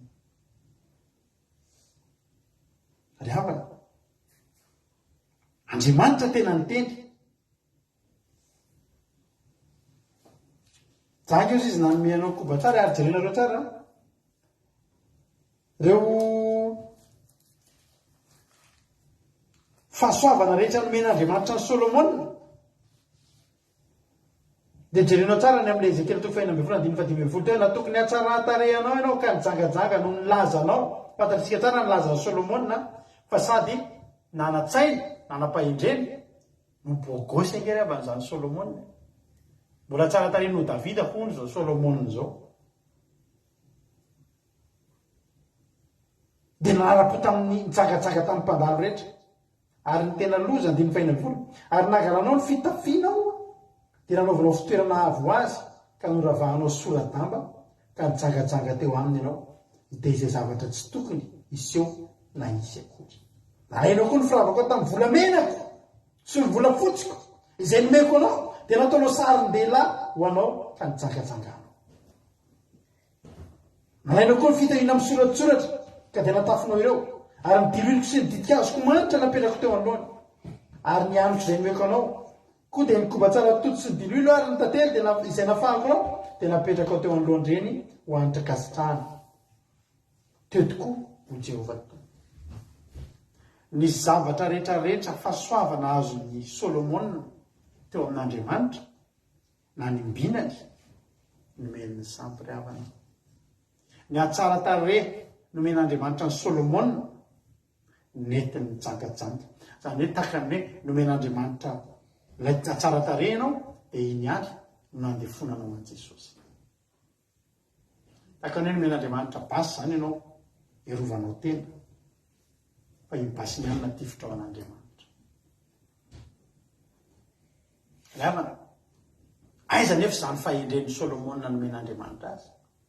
Aiza nefa izany fahendreny nandroso ny fanjakana tamin'izany ary sitrak'Andriamanitra nandroso ny fanjakana. Faharoan'Andriamanitra fanjakana tsy mandroso fa i Solomona mbola mitohity azy foana. Ary nampitaraina an'Andriamanitra mihitsy teto any amin'ny Jeremia tsika hijery tenin'Andriamanitra. Jeremia 4:1-2. Tsaroko foana ty teny ty rehefa mitorena teo nisy taona nitorena izy ty tamin'ny 2019 tena nitomany mihitsy ny avy tamin'izay nitorena izy ty. Nakasika ny foko loatra tamin'izay fotoan'izay. Hoy tenin'Andriamanitra, tsaroko ny raketan'ny fonao tamiko, fonanao mbola tanora, sy ny fitiavanao fonanao vanam-pakarina. Dia ilay nanalahanao atany an'efitra teny amin'ny tany tsy mbola nivavy zavatra kosa. Halleluia. Tsaroko.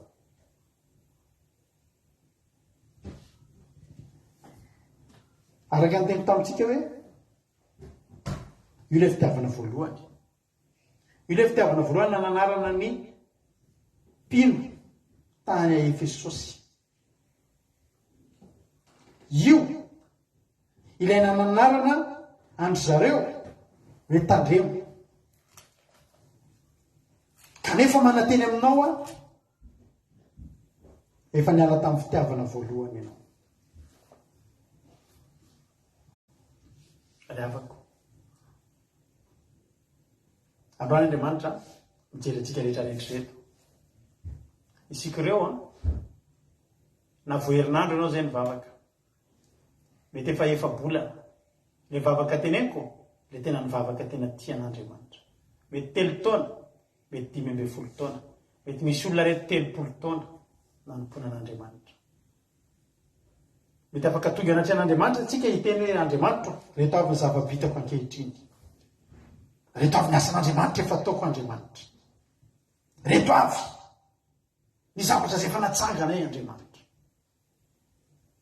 Ny tena mahavariana dia izao, tsy reny no misintona ny mason'Andriamanitra voalohany. Fa ny fanontaniana petraka, manao ahoana aloha ilay fitiavanao ahy? Manao ahoana ilay fitiavanao ahy? Mbola mitoetra amin'ilay fitiavana voalohany ve ianao? Tsaroko foana nefa izany tsika tamin'ny fitiavana voalohany, samy manana ny ahatsiarovantsika izany fitiavana voalohany izany tsika. Nanao ianao tamin'ny ianao vao nivavaka? Misy aminareo vao mivavaka, vao manomboka mandray an'i Jesosy. Misy fotoana misy nareo tsy matory, mihaino toriteny, mihaino hira, mandohalika mivavaka, bongobongo maso rehefa amin'ny alina.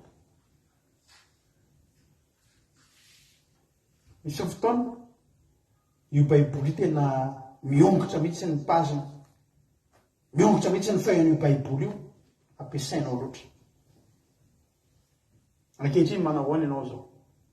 Ankehitriny aiza ho aiza ianao zao? Tadidio ry havana, nitondra fahasoavana ho anao nanomponao an'Andriamanitra. Nitondra sosy fahasoavana ho anao ny fifandraisanao tamin'Andriamanitra. Tsy nanome anao fa tsy koba tsara toto Andriamanitra. Jereo ankehitriny ny fonao, manao ny fitiavanao azy. Ianao mety tsy mahatsiaro, fa Andriamanitra androany ny tenanao fa mahatsiaro izy. Tsaroko ny reketan'ny fonao tamiko. Manga ny lanitra teo amintsika hozy Andriamanitra. Mora voakasika eny fonao taloha e zao anao nefa dilirina ohatra ny ahoana lefa daholo ira tsy mety tso ny voakasika taloha ianao na dia mieritreritra tenina ny verse ray dia ratsaka ny ranomasonao eritreritra ny fitiavan'Andriamanitra zaroko misy ranabavy zay mpiara-manompan'Andriamanitra taminay mahavarinana mihitsy izy io fa tian'Andriamanitra mandeha ny andalany eny izy dia misy zavatra mampitomany azy momba an'Andriamanitra fa misy fotoana izy eny ambodabusy eny dia mahita lehilahy anankiray mampianatra ny zanany mitondra tomobily dia mitomany izy mahita an'ilay izy ina zareo mampitomany azy mieritreritra izy hoe Andriamanitra ohatran'io nampianaranao anako zabe Andriamanitra mba vitako ve ny ampianatra ny ankonako anao ohatra nampianaranao anahy dia mitomany be mahita le lehilahy mampianatra ny zanany a mitondra tomobily hitanareo zany zavatra zany rehefa ianao ny voakasika tian'Andriamanitra tonga hatramin'izany ny sainao hoe mahita n'izany fotsiny ianao dia hay lehilahy mampianatra tomobily ny zanany inona ny tokony hampitomany amin'izany ozy ny olona ka ny olona tsy voakasika amin'izany fa ny fonao mbola tena le fonao taloha io mbola le fonao ndraikitra tamin'Andriamanitra io riavana melehibe ianao zao tsara ny melehibe tsara ianao mitombo fa le fonao taminy ianao mbola zaza mandeha mbola zaza manono iny tian'Andriamanitra ianao lehibe takolaza kely amin'Andriamanitra isan-karivana ianao be takolaza amin'Andriamanitra Andriamanitra so ndraiky eny zavatra nitranga tany ampe zao anao aiza ianao impiry zao anao ovina anao nresaka tamin'Andriamanitra farany ovina i Jesosy riavana sy levony zany telo amby telopolo taona Jesosy mbola mitomany satria telo andro sy telo alina tsy afaka hiaraka amin'Andriamanitra tomany izy tao Getsemane tsy ny amin'ny hafatesany na mpitomany azy fa ity zany dia ho any amin'ny fiainatsita any amin'ny fiainatsita tsisy fanatrehan'Andriamanitra hoy Jesosy tena tsy ona aminao ve za Andriamanitra telo alina be Andriamanitra ianao zao firy andro sy firy alina izaho zao firy andro sy firy alina nanadininy resaka taminao Andriamanitra nefa izaho taloha zany tamin'ny maraina tao anaty commencement tena natsiaro manokana mihitsy nitarika nikisa anaty commencement natsiaro an'izany hoe Jesosy a zany toromasona foko anao taloha zany Jesosy tsy voaisako intsony tonga ny zoma hariva tonga ny pasteranay tamin'izany miteny mandefa ny anjara rehetrarehetra hoe ianona tarika fotoana ianona mitoriteny ianona manohatro zao rehefa mba anjarako ny voateny hoe tarika fotoana na hitoriteny zany sotro kokary avana tamin'izany rehefa zoma hariva inona moa ny asan'ny kokary tsy mampatory avy ny sakafo petraka tsara matory ny ankizy na azan'izay manana efitrano kely zay a tranolay fionana kely zay ao amin'izay a tsy matory fa mieritreritra an'Andriamanitra mieritreritra ny asa atao rapiso tamin'izany hoe manao toriteny izy zany manomana toriteny dia sady manomana le toriteny a no mianatra ny fihetsika ataoko eny ambony alitara amanamana ataoko hoe misy olona eo ianao ka manao sao isoratana amin'ny taratasy daholo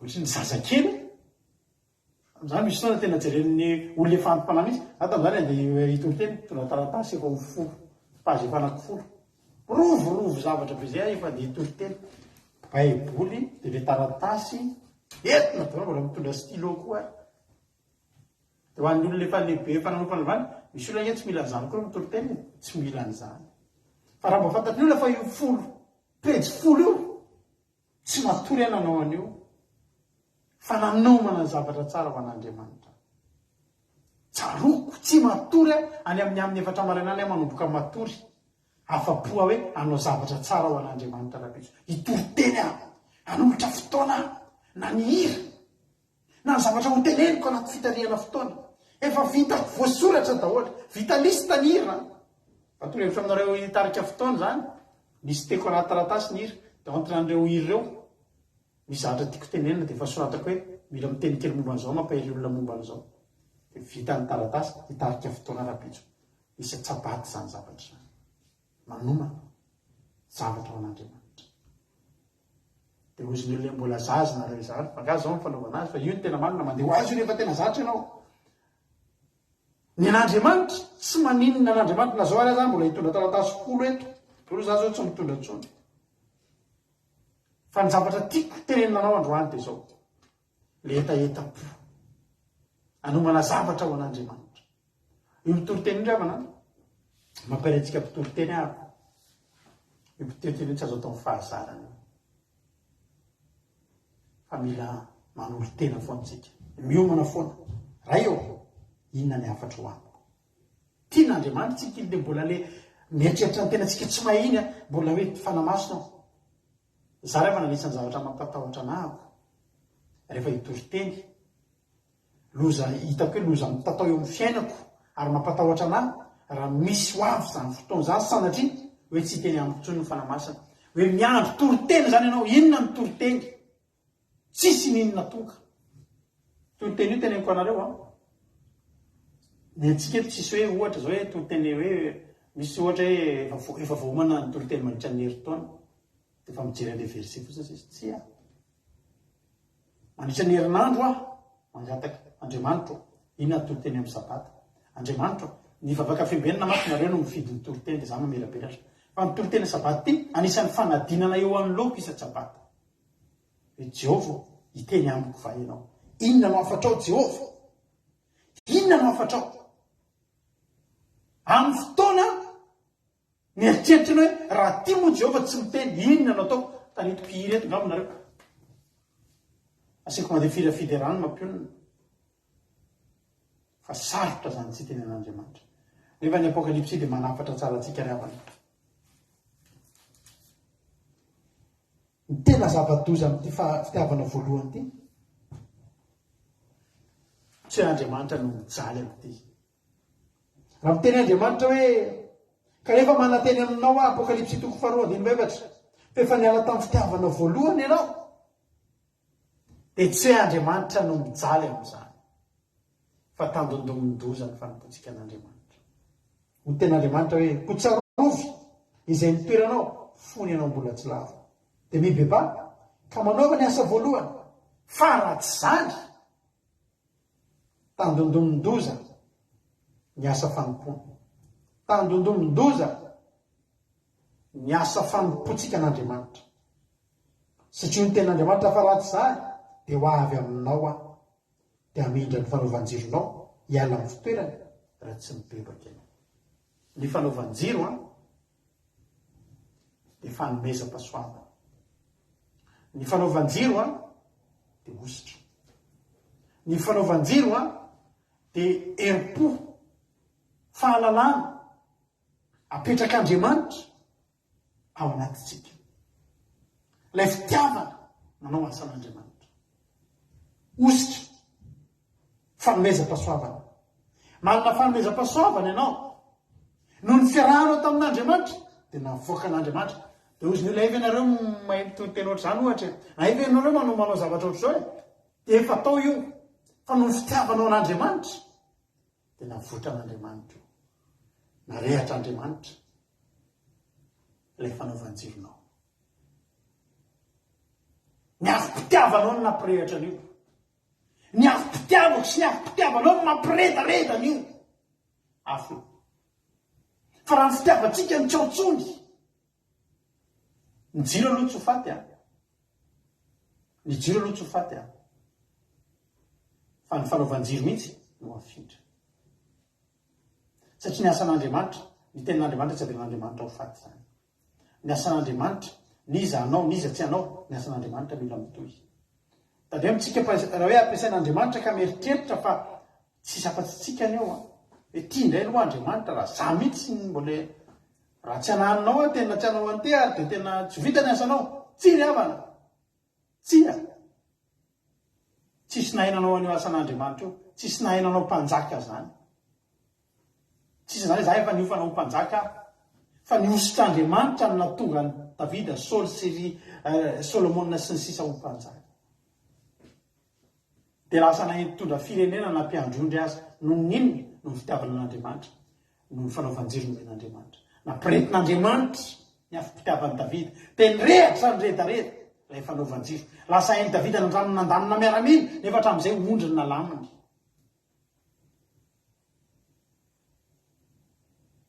Fa niaiky an'izao Saoly zao ny olona tamin'ny atsara tare sy ny tsanganana sy ny fahaiza-manao. Fa rehefa niala tamin'Andriamanitra dia lesorin'Andriamanitra ny fanaovanjiro. Ary taka lasa olona ohatry ny adala, taka ny olona tsy ampisaina izany Saoly mpanjaka izany. Nananao foana ary io loza mitatao. Vokatry ny fitiavana voalohany izay miala tena antsika. Raha tsy amin'ny fitiavana tsony ny anompontsika an'Andriamanitra, raha miala amintsika ny fitiavana voalohany, dia loza mitatao amin'ny fanompontsika an'Andriamanitra. Lasa tsy mihoatsony ilay fanaovanjiro. Lasa tsisy fahazavana tsony. Lasa ny toroteninao tsy mahakasika ny olona. Ianao hatramin'izay mihaona amin'ny olona, mikasokasoka amin'ny olona, tahina ny olona. Hatramin'izay ny vahoaka entinao, ianao miadana, ny vahoaka koa miadana. Zay mahatonga na miteny anao tany am-boalohany hoe eto ambavaka ny mpitarika anareo. Mahirehatra hatrany ara-panahy. Fa na mirehatra ara-panahy zany, raha tena mirehatra ara-panahy ny mpitarika, na misy somary mangatsitsika reo ambanimbany ao, voatao azy iny. Mirotsaka ny ositra avy ety ambony. Misy olona mety mangatsika ara-panahy. Fa ny mpitarika mirehatra. Mpitarika tahian'Andriamanitra. I Solomona no tahian'Andriamanitra dia ny manodidina ny nandro fahizay. Fa raha ny mpitarika ravana no manao foana, raha ny mpitarika miala amin'ny fitiavana voalohany, za dia teny aminao, loza mitatao, eto ambavaka ny mpitarika anareo. Eto ambavaka izay mivady. Fa raha izay miverina mijoro amin'ny fitiavana voalohany, tsy maintsy hitondra anareo koa izay. Hanahitaitra anareo amin'ny torimaso izay. Fa raha izay matory, matoritsika menakavy. Tahian'Andriamanitra anetsika menakavy. Tandeha miala amin'ny fitiavana voalohany. Ndao hiverina amin'ny fitiavana voalohany. Raha zany Efesosy zany ny dikan'izany dia hoe mahatehotia. Mahatehotia. Mahatehotia an'Andriamanitra tsika ravana rehefa tia azy. Ary Saoly dia tena tia ka ny teny nanao hoe magnateny aminao ahy. Tandremo, aza miala amin'ny fitiavana voalohany. Miorena tsara, aza miova. Mahay fabe amin'ny asan'ny tompo, fotoana zao tokony miazaka zahantsika amin'ny asan'Andriamanitra. Fa amboniny zany rehetrarehetra zany, aza miova ianao. Azovaina ny fanompoana. Azovaina ny fitiavan'Andriamanitra. Mety mehezan'ny olona ianao hoe tapohan'ny vonivavaka, tsy maninona zany. Za hoe tsy tapohatra, efa mba irerere azy amin'ny vavaka. Fa ny fitiavaka an'Andriamanitra tsy avela kiova. Tianao Jesosy, hivavaka tsika. Anao hira aloha tsika, hivavaka tsika aloha azy. Ino fa nakasika anao zany teny zany. Aza velanao tandondomin-doza ny fanomponao an'Andriamanitra. Aza velanao tandondomin-doza ny fiarahanao amin'Andriamanitra. Fa ny fiarahantsika amin'Andriamanitra ngira fa lana velona na matytsika tokony miaraka amin'Andriamanitra. Ndao ataontsika tena tonim-bavaka izany hoe Jesosy eo. Za Jesosy tena hiverina amin'ny fitiavana voalohany. Za Jesosy tsy avelako ho voafafan'ny taona ny fitiavako anao Jesosy. Sarohiko ny raketan'ny fonao tamiko. Fony ianao mbola zaza. Fony ianao mbola tanora. Matsiaro Andriamanitra androany. Andao hiverina eo amin'ny fahatsiarovana tsika. Za miny fa misy zavatra tsaroanao. Hoe teto kosa aloha ny fifandraisako tamin'Andriamanitra hafa mihitsy. Andao hiverina amin'iny ry havana. Mbola tehitahanao Andriamanitra. Mbola maro ny koba tsara toto. Ny fiainana mahafinaritra. Nahoantsika ny malaky te hiala ny zavatra mahafinaritra. Tsy efa nisy fotoana ianao mideran'Andriamanitra ny amin'ny fiainanao io, ny amin'ny tahian'Andriamanitra ny fiainanao io. Jorovavolombelona misy ianao revana ny amin'ny fiainanao io hoe nahoana no taperina sahady zany. Na avariana revana. Fa misy mpanjaka no tahian'Andriamanitra tao amin'ny Baiboly tao. Roa taona fotsiny izy ny nanjaka. Nefa Andriamanitra afaka nampanjaka azy. Fa manino Davida no nanjaka 70 taona. Manina misy manjaka roa taona. Sitrak'Andriamanitra ny ampitoetranao amin'ny toerana mahafinaritra io. Sitrak'Andriamanitra ny toetranao, itoeranao amin'ny toerana. Menanao ny akanjo misoratsoratra, menanao ny voninahiny, atafiny anao. Fa matetika dia ny olona no manao izay hataperan'izany. Ny olona no tsy manao izay toerana maharitra ho an'izany. Androany, tiako ianao. Tetenanao androany, ry rahalahy, ry rahavavy malalaka. Miorena tsara dia aza miova. Aza miova. Fa tsara itoerana misy anao io. Tsara itoerana misy anao io.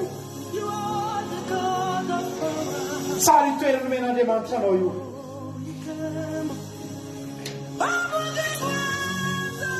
Misy olona iarabana mitsiritra ny toerana io teo eo fa ianao no nofidian'Andriamanitra. Nahoana isika no hiara? Nahoana isika no andao ilay toerana mahafinaritra? Raha isy lahatra takanay ianao alefako mihitsy ny fisainako ankehitriny hitadidy an'izany fiarahako tamin'Andriamanitra taloha. Jehova, tiako hiverina amin'ireny.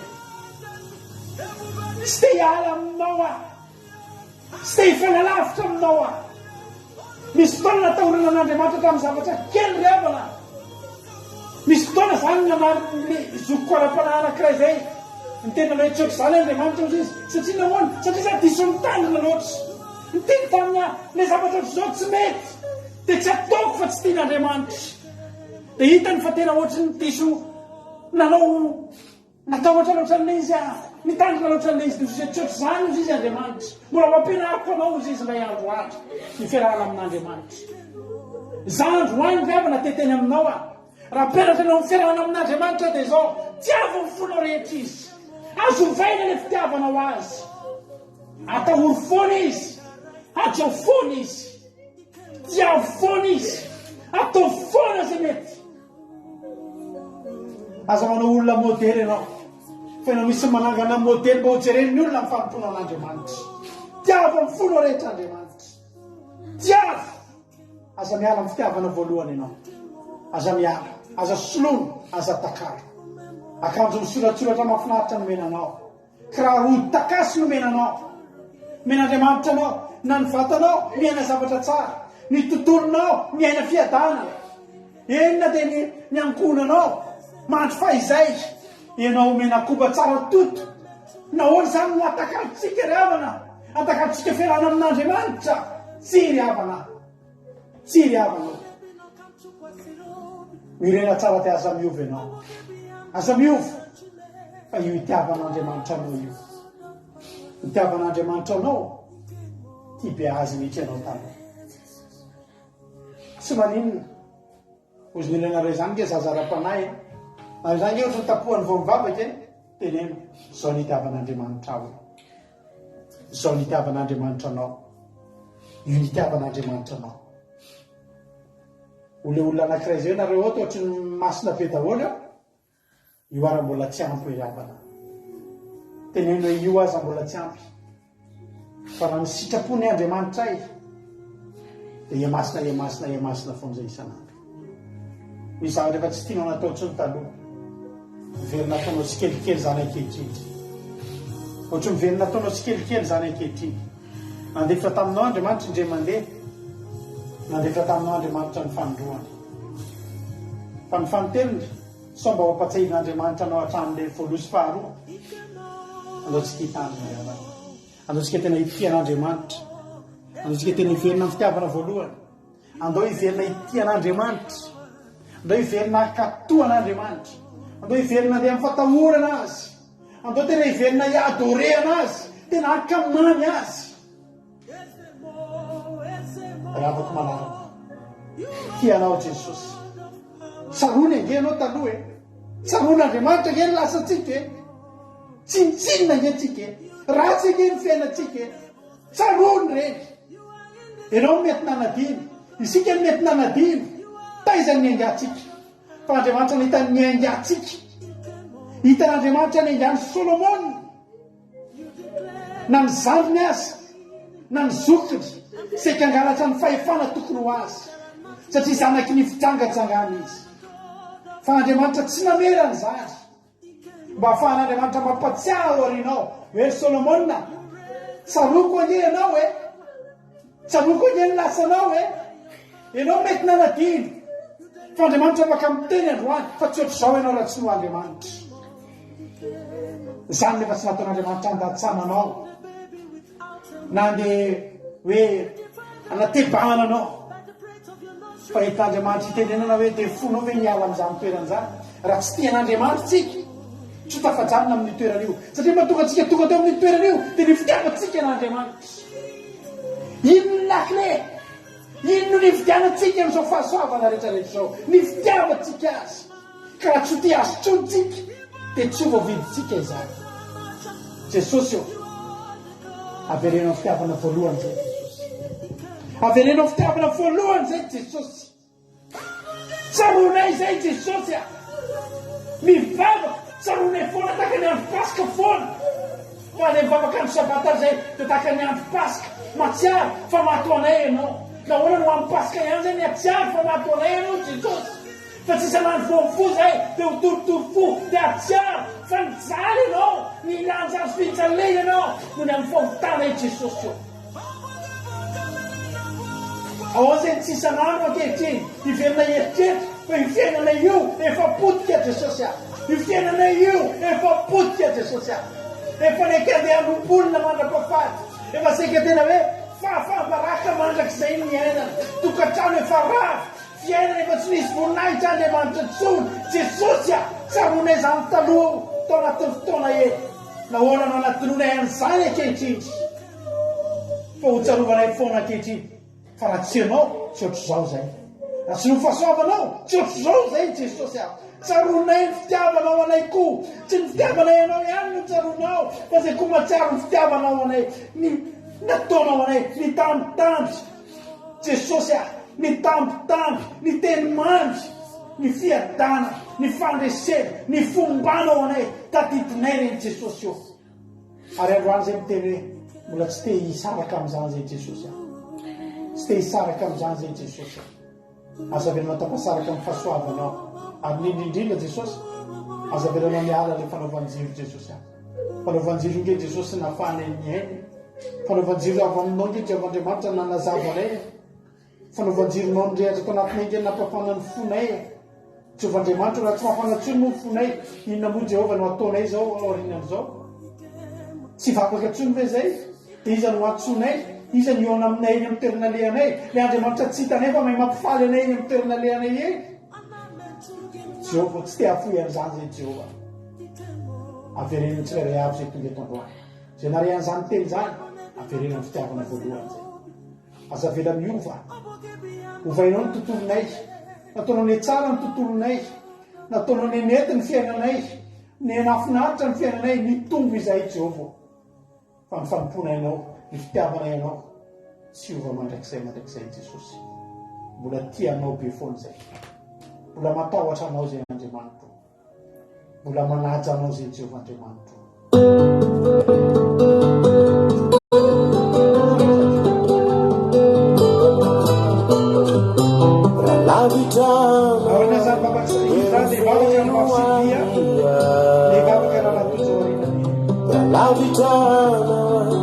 wanjakani tauta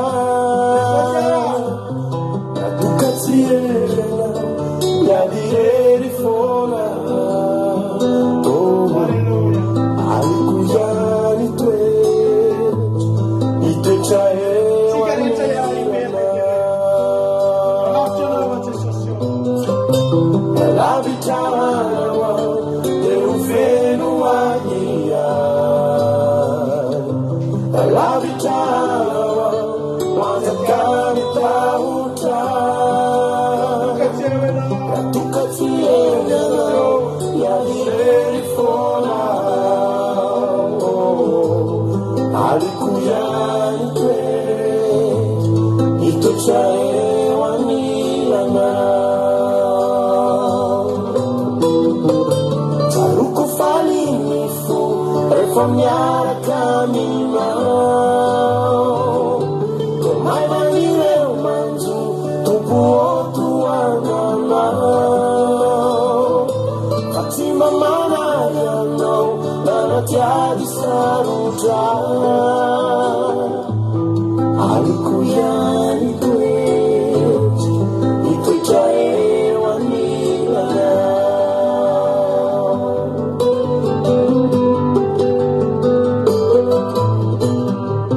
fazara indrindra toko zany hoe akakinao so tsy manam-paharo ary fiainam-bahovao tsy amoizako anao ra izao tontolo izao aliko ihany itoetra eo anilanao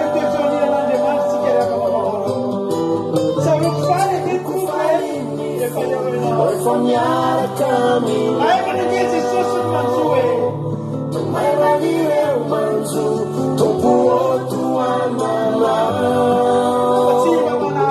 tsy mamana ianao manatiady sarotra aliko ihany toetry nitoetra eo anilanao tsaroko faniny efa miaraka aminao tomay manireo manjo tompo otoananao tsy mamana ianao manatiady sarotra aliko ihany toetry nitoetra eo anilanao aliko ihany toetry nitoetra eo anilanao aliko ihany toetry nitoetra eo anilanao.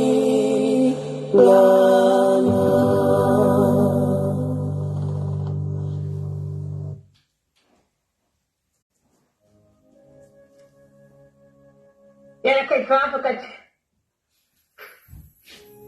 didio pare malala tsara indrindra eo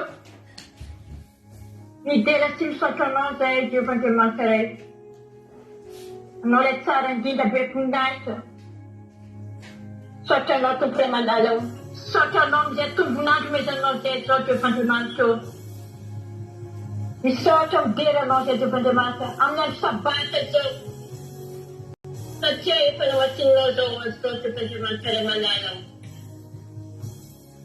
dera sy laza anao Jehovandriamanitra Jesosy malala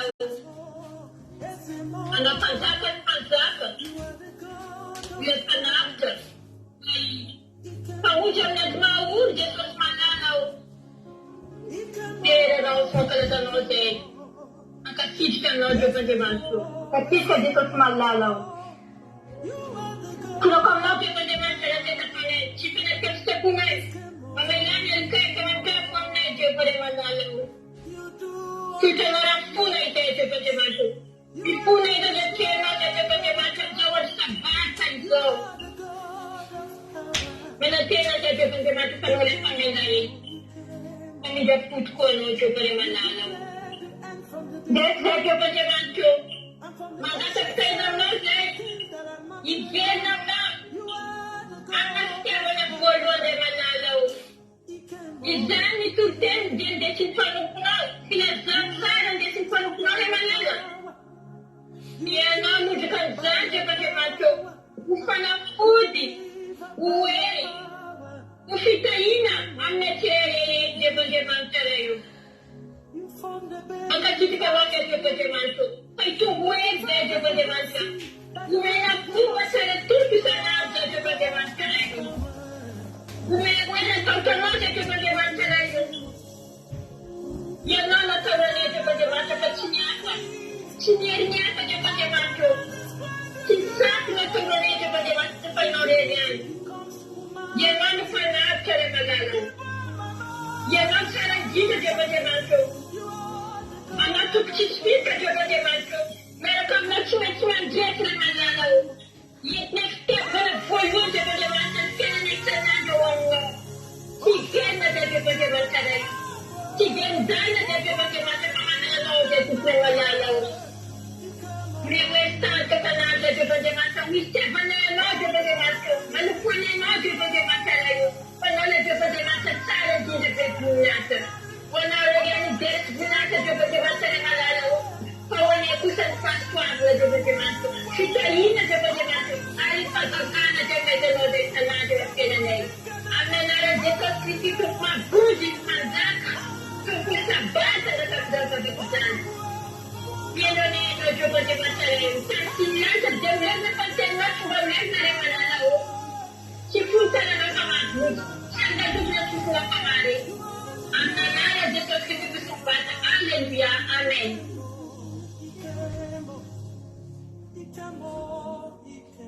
Alleluia.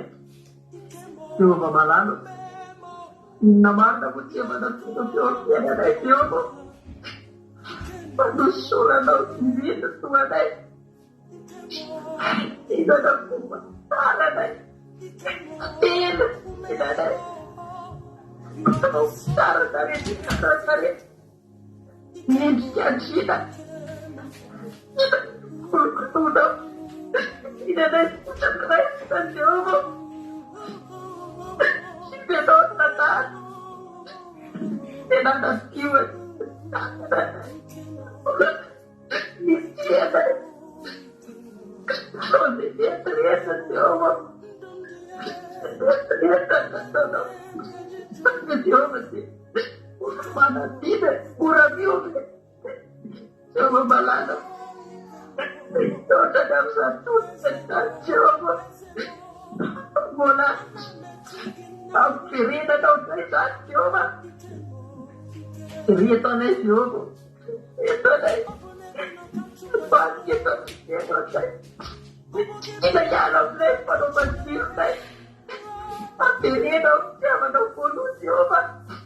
Begitu, maka kita dong sama cari, kita mampu pada dia dong.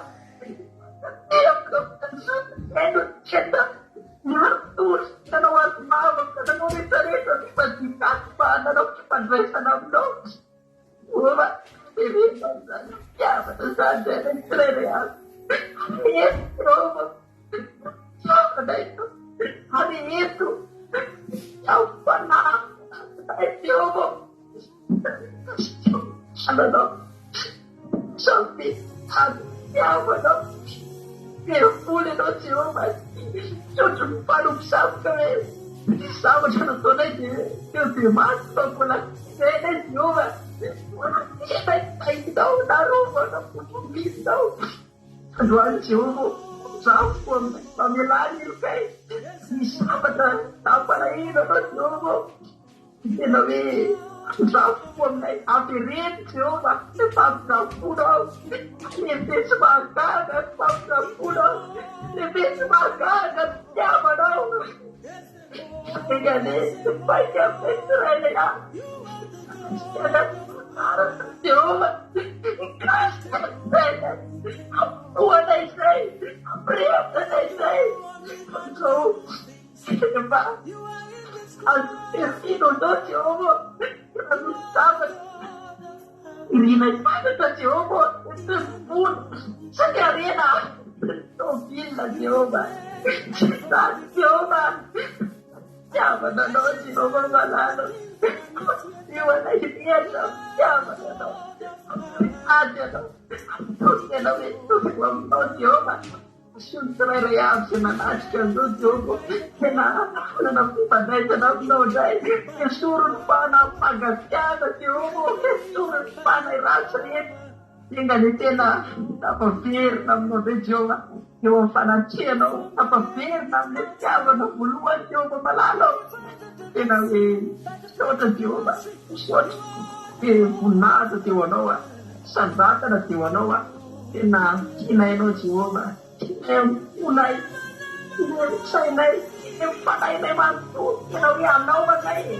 manana nay manana anao zavatra nay manana anao na hoe be fitiavana ianao Jehova dia misaotra amin'ny fitiavanao a sy ny famozaponao a. Alleluia, tera sy laza anao Jehova malalo. Alleluia, amen. Alleluia, mankasitraka azy am'rahavavy ranavavy soameva sy rahalatojo a tao anatin'izay vavaka tamin'ny natolo-teny zay. Efa lasa dia lasa moa fotoanantsika dia tsy hanao fiderana eto amin'ny live eto tsika fa anaty zoom isika hanao fiderana rehefa fa ataontsika ty ila anankiray ty amarana antsika ny fotoana androany a amarantsika zao sabata masina izao a dia anaty zoom itsika nantanteraka ny fiderana ao anatin'ny groupe rehefa avy eo andao ataontsika ty ila ty a ifanaovantsika veloma amin'ity sabata ity dia miravoravoa amin'ny Jehovahandriamanitra ao a tiavo Andriamanitra dia mihitanao nitondrany fiainanao a ryavana malalo. Rena fitiavana voalohany azavariny fa andro farany izao mirena tsara dia aza miova tahiny tompo daholo tsika rehetrarehetra. Amen.